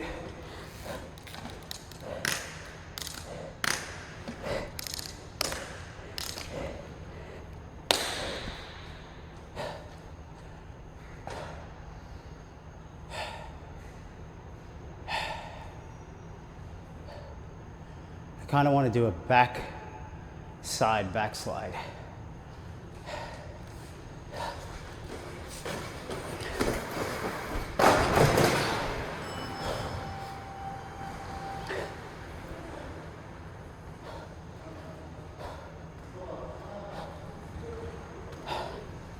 Honestly, it doesn't take me a very long time with any product, be it the skates, the wheels, the bearings, and the frames. To me, the most crucial component. You know, clearly there's the buckle and all those things, lacings. Those things you can kind of adapt, but the groove, how you grind. And I feel like soles and topsides, you can figure out more or less in an instant, and you can adapt quickly. But the groove to me is the hardest thing to adapt to. How you do your front sides, your royales, your favres, your back favres, your Savannahs, the unities, and tricks and sole tricks that require the groove. So soles to me don't really require the groove, but backslide mistrial or just mistrial is one of those. Let's get a different angle and maybe try one more trick.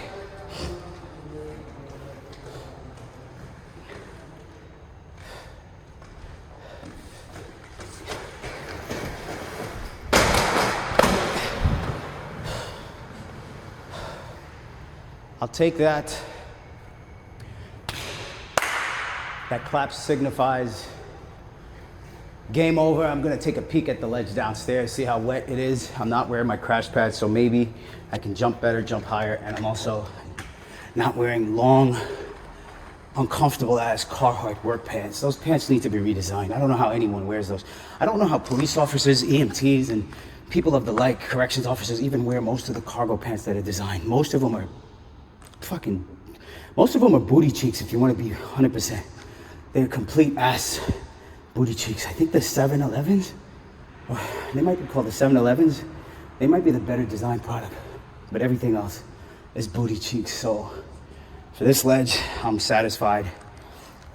I don't know if you can see what the frames look like, but yeah, the rest is all on me as far as being a better skater. So let's head downstairs, and I might even try to keep this rolling.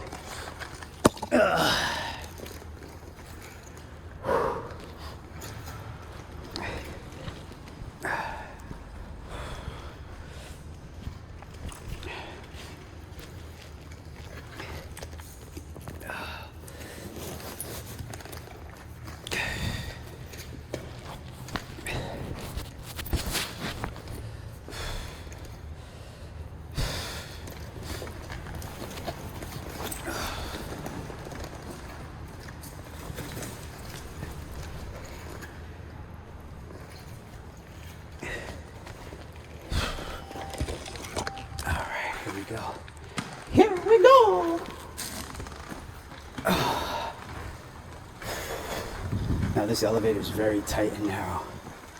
Shit, I am sweating.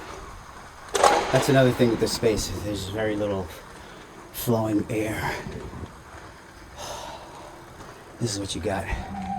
So these guys they clearly can see and hear me, so they're just being kind.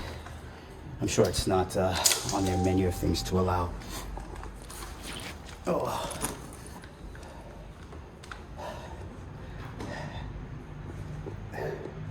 That CC will get you every single time, man.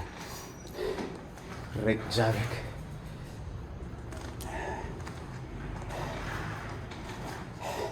That crack cocaine. That Kurt Cobain. Let's see, look how tiny we are. Let's see how tiny it is. It looks like project elevators almost. But if you think about when this island was... Okay, we're going to sea.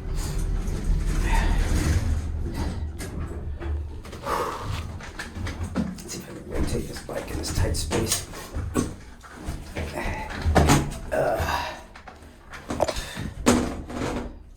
Shit.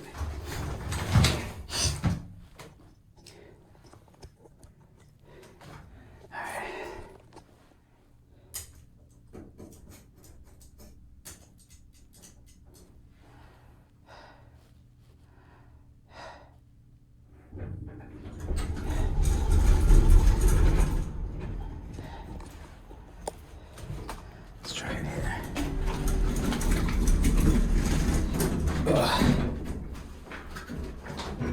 Alright, it looks like we've got motion. I think I fucking touched the door. I don't know. Fucking sweating bullets.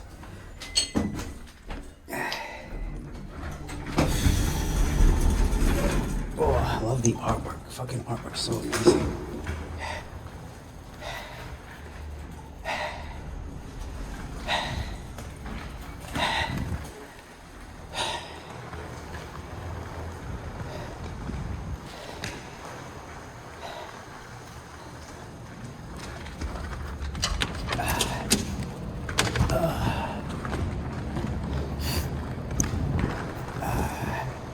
Computer hackers.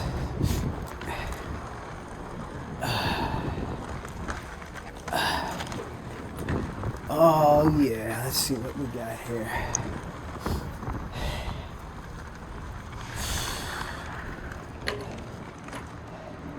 This nigga is sitting on a computer. Fucking crazy world, huh? Alright, let's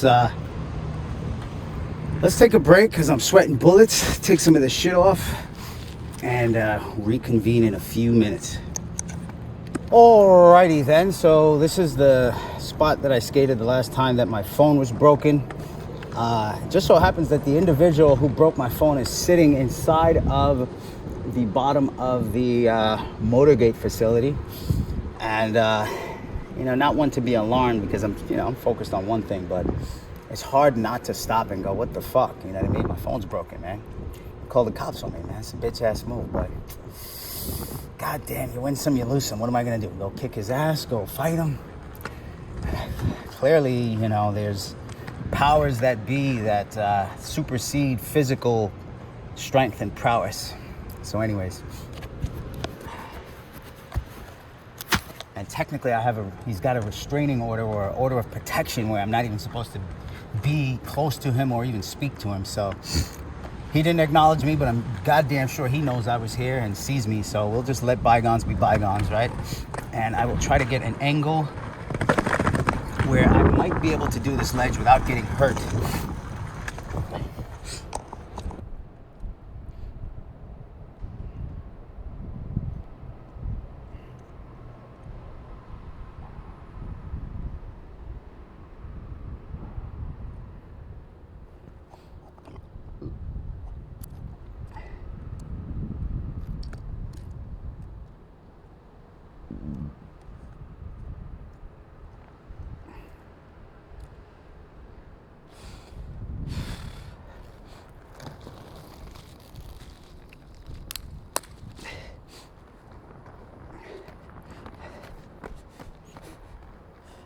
Testing,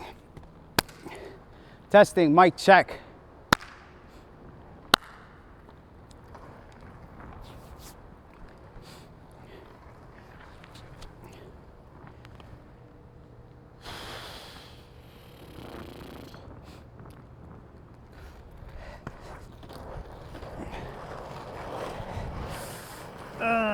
this fucking ledge. This fucking ledge. Take this ledge back. Take this ledge back.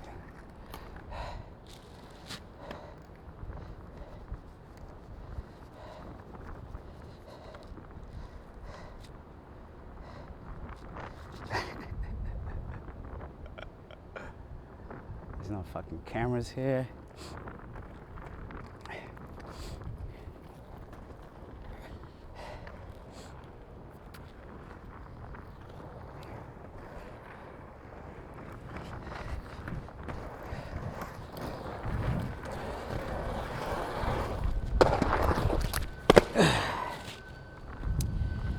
That was a stretch.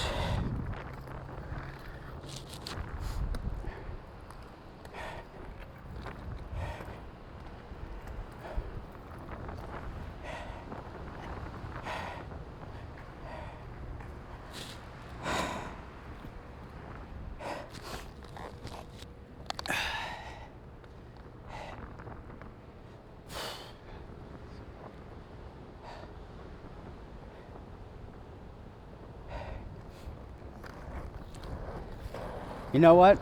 I know my audio is recording right now, but I don't want to damage this piece of equipment. Everything I have is already damaged and broken. So I'm going to detach this microphone so I have a little more confidence.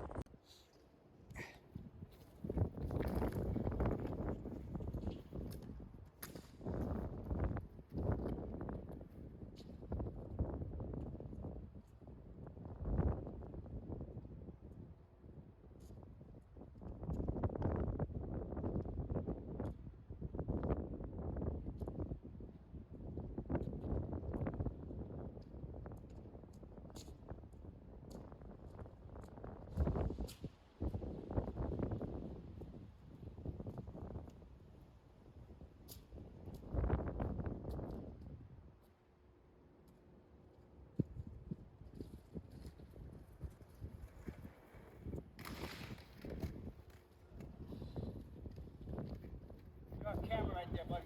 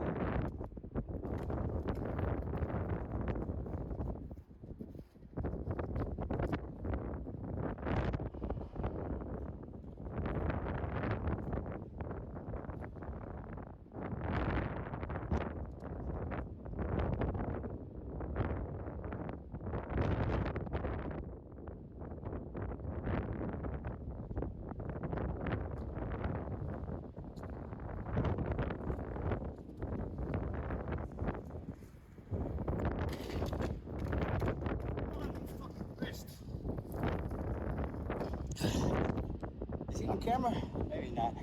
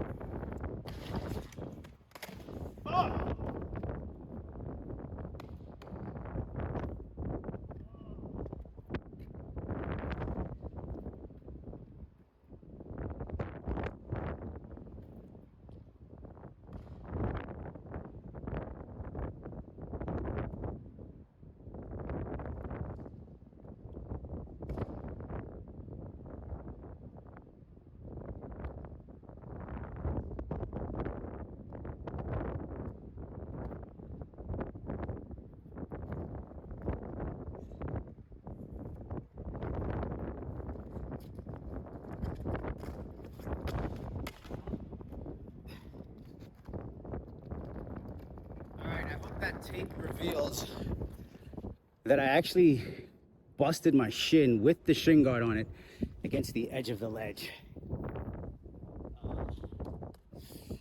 So yeah, I could only imagine what that would have felt like without the shin guard. And not imagine, I know what it would have felt like. It would have been 10, 20, maybe 30 times worse. The bone or the skin definitely would be bleeding as opposed to not bleeding. It would have been deep bone injury as well as deep muscle injury, whereas now it's just maybe superficial injury. But that impact still, an impact is like music. It's a vibration. It still penetrates the bone and the flesh, as opposed to just straight raw breakage of the capillaries, the veins, the tissue and the fibers. That stuff has not been broken down, but it's still been damaged. All right, let's try maybe one more.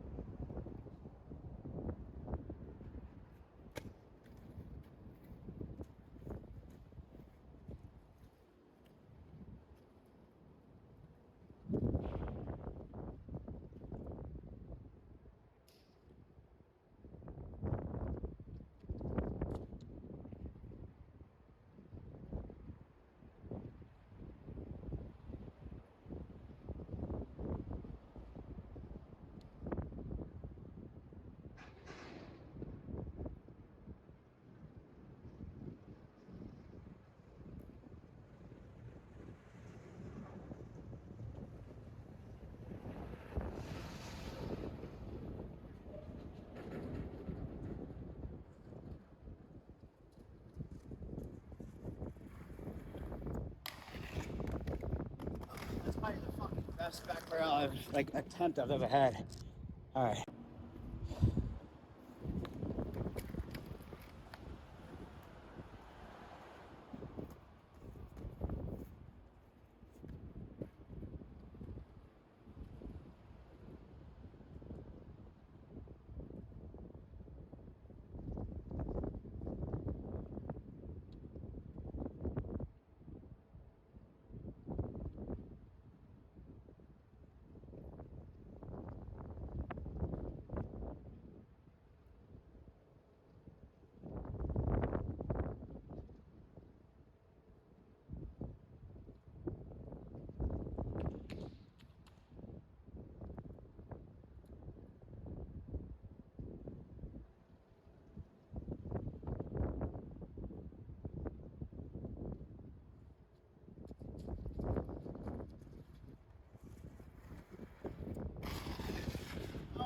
Bitch.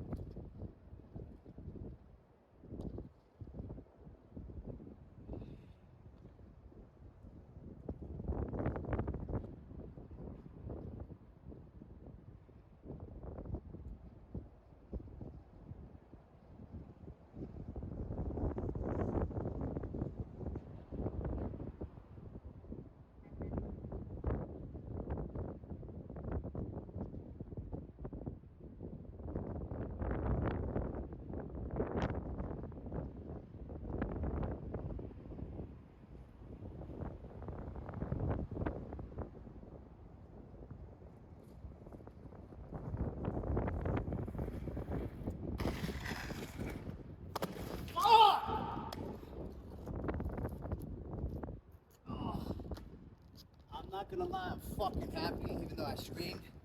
It's funny, I got to the edge and leaned forward, and I wish I could zoom in on the footage to see what happened, but it felt like either the ledge got me stuck, but it also felt like my weight went forward and I got stuck either on the wheels or the H block. I can't quite see what happened. But I also do believe, all right, first of all, I would not be able to do this had I not been wearing shorts and had I not taken off those bulky crash pads, right? That's one. But number two, again, we're here testing the H blocks. Again, the old H blocks were grinded out. So I'm considering, because a lot of the previous attempts, obviously with the tight clothes and the restriction, I'm considering that the new H blocks, because they're giving me a bigger gap, slightly, maybe a millimeter, maybe two at most, difference, right? Between my wheels and the plastic H block and the ledge. I feel like I'm getting a slightly bigger space between the ledge.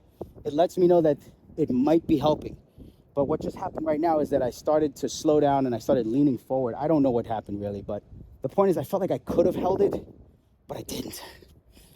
Let's try one more. Our creator who art in nature, I'm not ashamed to ask for a favor, nor am I ashamed of my behavior. The pain I've endured has only made me greater. I'm thanking you now in advance, not later, for the blessings I receive shall be my savior.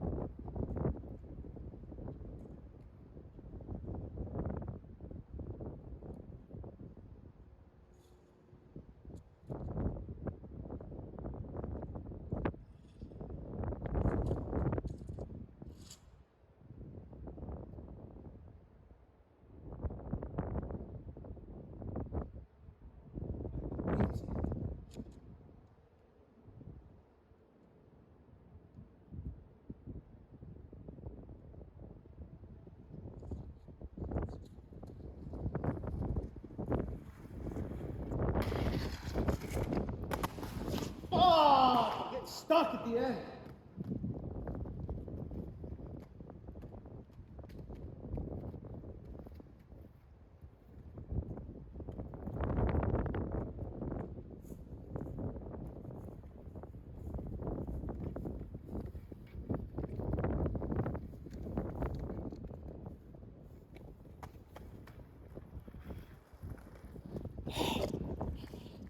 think this helps to show what's really happening here. Right, so you can see like the markings of where I'm sliding. I don't know if you can actually make it out, but right around here is where things start to go south. And it, like, if you pass your hand on it, you might be able to feel the inconsistencies in the actual concrete finish. So I'm just gonna throw some TLC on top of this area.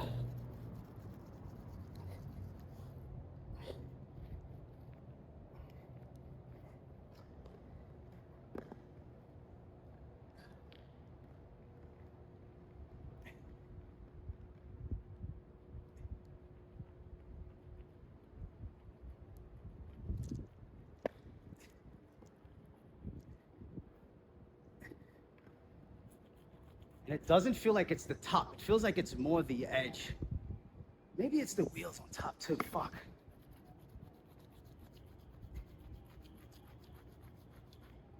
Again, everything in the first at least quarter or first third and maybe even first half have been grinded to an extent.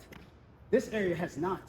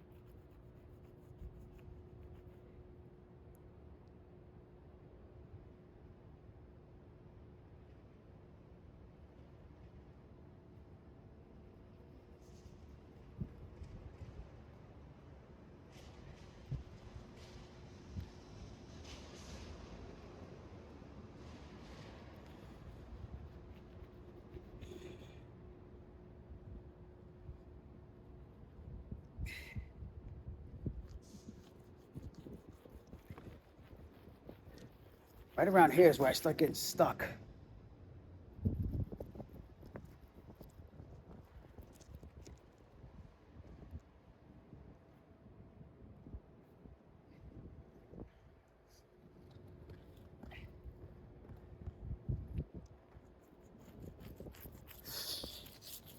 All right, let's take a choke out. Okay, what I'll say is that I'm getting the hang of it. And it's funny because when I see myself skating and the way I have to jump and like how I have to tuck, it's funny because I've been watching, not a lot, right? But I was gonna say I've been watching a lot of clips of Frankie Morales, but in reality, what it is that every time I do see a clip of him, and even though they're few and sparingly in between, he's very slow and calculated in his movements, meaning he's not booking it to an obstacle and then jumping. Like when he approaches an obstacle, Frankie's a short dude, the obstacle might be fucking 5 feet tall. And let's say Frankie's 5 and change. But what he does is he gets into a position where he's low enough and compressed enough where he can explode and move, and like he'll jump straight and then move his feet to the obstacle, which is what I was not doing. What I have been doing and what's been costing me a lot of injury and turmoil is that I've been going fast, one, scratch that now, but I've been jumping and moving rapidly to try to grind it. Instead of jumping and then trying to grind, I've been jumping and trying to grind in one motion, where I feel like you need to jump, get your feet up first. And once you know your feet are high enough, then take your time to place them. Such a fucking beautiful sport. Like, so like, let's see, like, because that's actually what's playing through my head every time I go. And it's not like I'm thinking, be like Frankie. It's just that my body movements, I'm like mimicking the videos of how I see him jump, and I realize I have to mimic that because nothing else has worked. I have to be able to jump clearly and clear. I basically have to jump without clipping my legs on the ledge before I can grind it.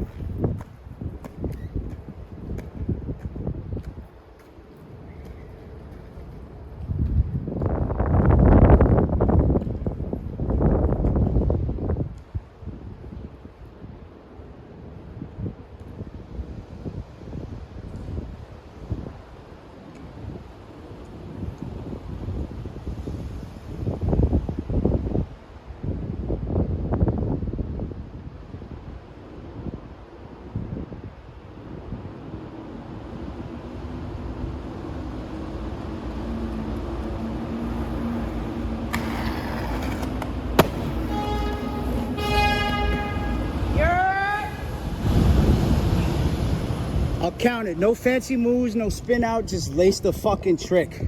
Yeah, that I mean. And that is what I call a day. I can't help but paraphrase the people that have come before me and paved the way before me.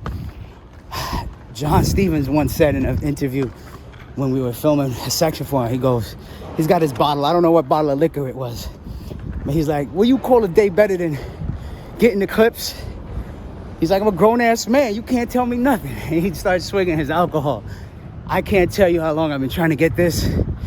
And obviously there's fear involved, and the big fear is re-injuring my urethra, right? So I'm doing all this extra shit wearing the pads, but in reality, it's a lot of mind over matter. And it don't come easy. It don't, you know? I mean, you can say all easy, but in reality, all easy is applied science. It's applied practice. It's applied knowledge. It's applied wisdom, understanding. I want to do it again, but part of me is like, fuck it. But you know what? Why not? Right? Let's go.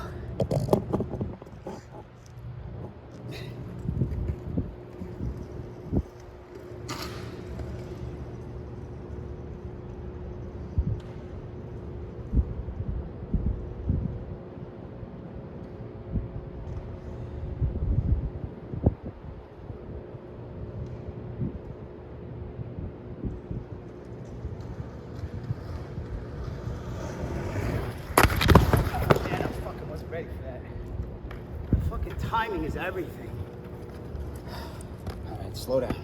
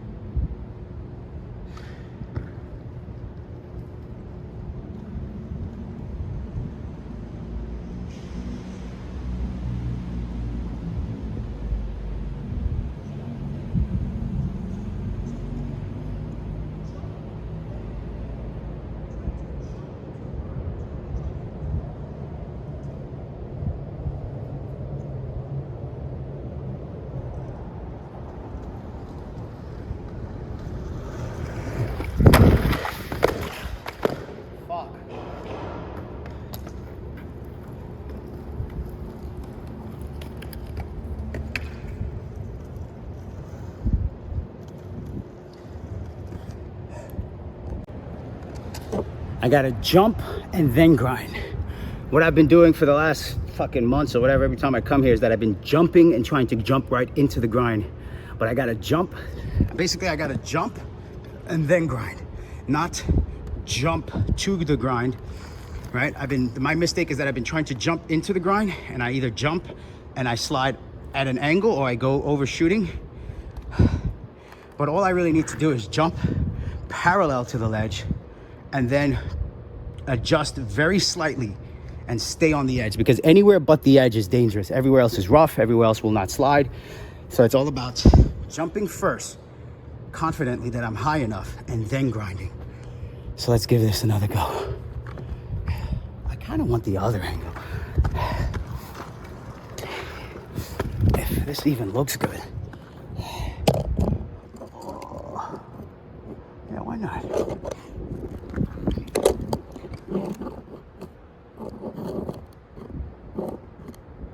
Yeah, this is the angle where you see the approach. No other angle do you actually see the approach. So I'm gonna take this angle.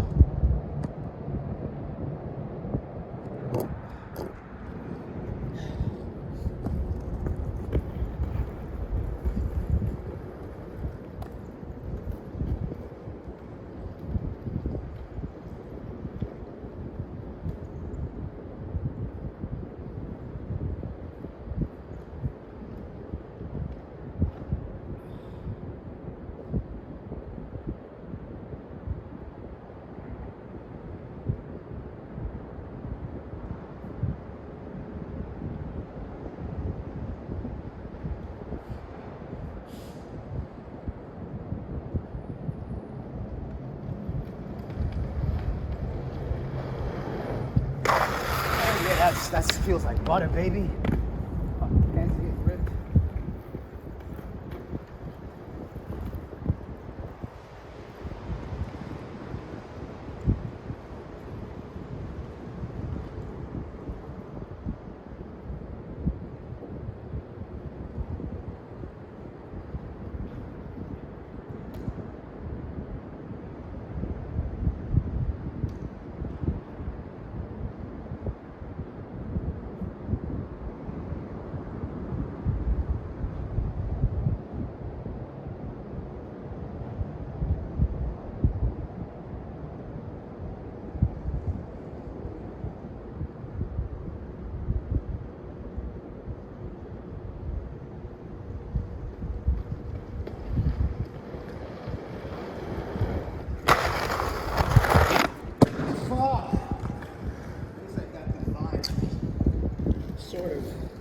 At least that's one angle. At least I got on it, right? So for editing purposes.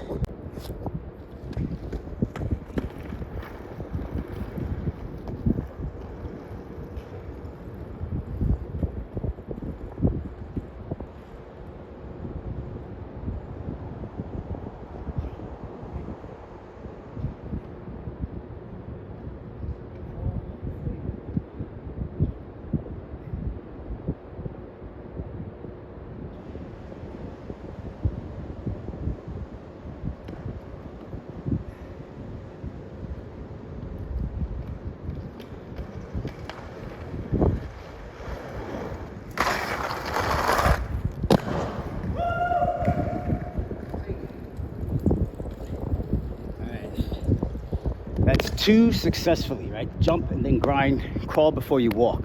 Jump and then grind, crawl before you walk. Okay, so what next can I do as far as the angles are concerned?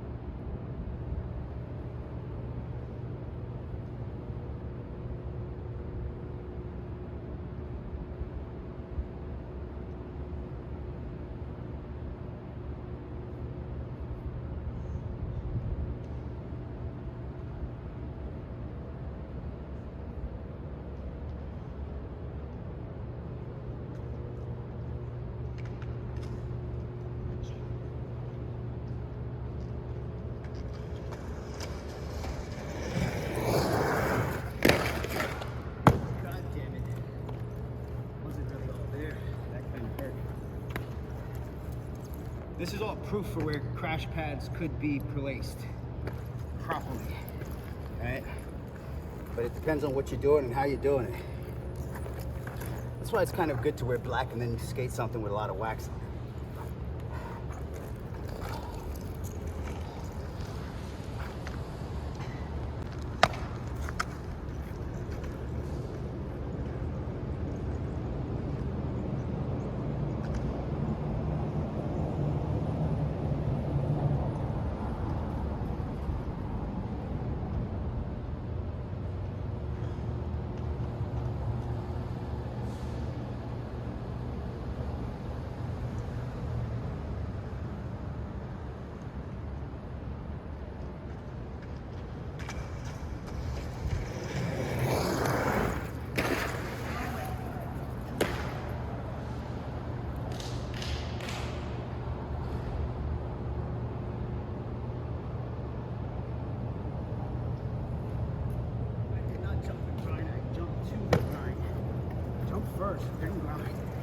Jump first, then grind.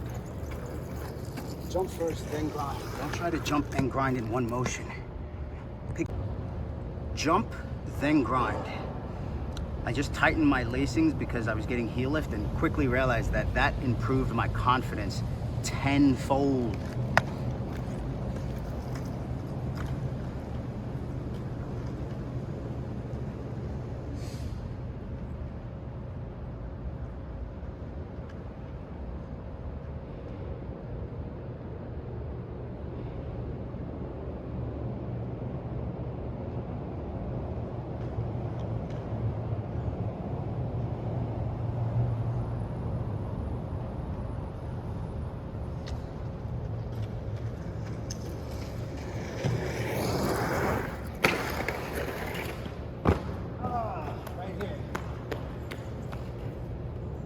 At least I got on it.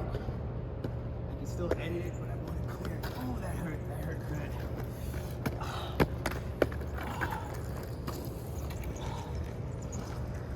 good. Note to self, crash pad. Okay, so far I've only actually cleared this thing twice, I believe. Twice. Well, I cleared it a bunch of times, but only twice did I roll away. Maybe 5 times cleared. 3 of those I fell, 2 of those I laced.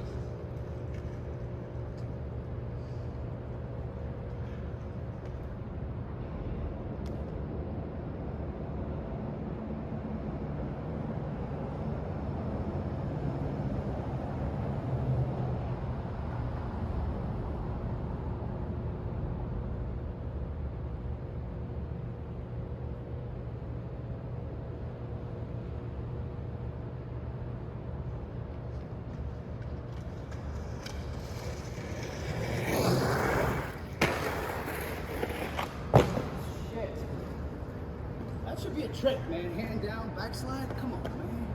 Let's make that a trick so it counts. Fucking bullshit. Whole boot is fucking worn out now. I don't know if you can see that. Fucking all of this plastic. Looks like fucking, what do you call it? Mistletoe? Dump and then grind.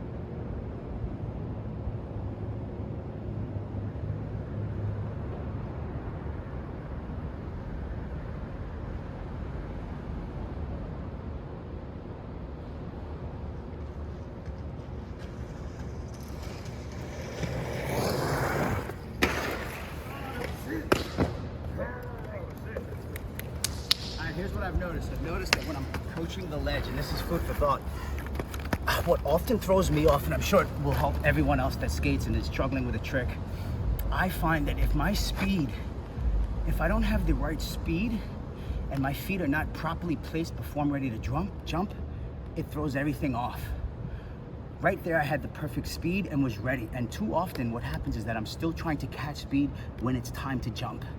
What I find and that's why I think something like a product like, I believe a product like Banshee Bungee works so well because I don't have to rely on my feet anymore to get the speed. As long as I'm on that Banshee Bungee cord, as long as it's pulling me, I have the right momentum. And all I can do is focus on jumping. But when you're dealing with elements, carving, inconsistencies on the ground, ledge, angle, whatever, stairs, you have to calculate all these things, like that meme, when you see that meme on, that viral meme where it's like someone's calculating shit. That's what's going through any skater's head. Anyone that's performing one of these stunts and these tricks, all of these calculations are going through their head. And when they all align and I jump at the right time with the right amount of speed, that's when it's perfecto mucho, as Alejandro from Venezuela would say. He's an electrician with the MTA, last time I checked. But we used to work at Home Depot on 23rd. Let's try this again.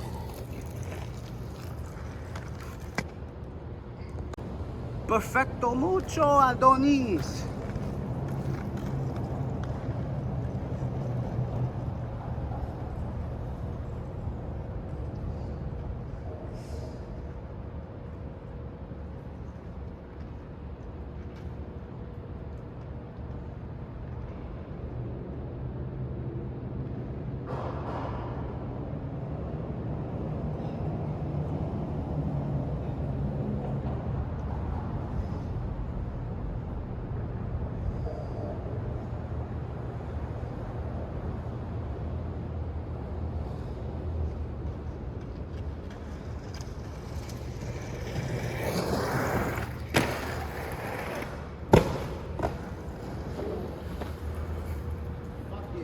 That's it. Fuck these skates, fuck the bearings, fuck the wheels. I just rolled through the biggest puddle of water and my socks are soaked, my liners are soaked. I felt like that was fucking perfecto mucho. That's 3.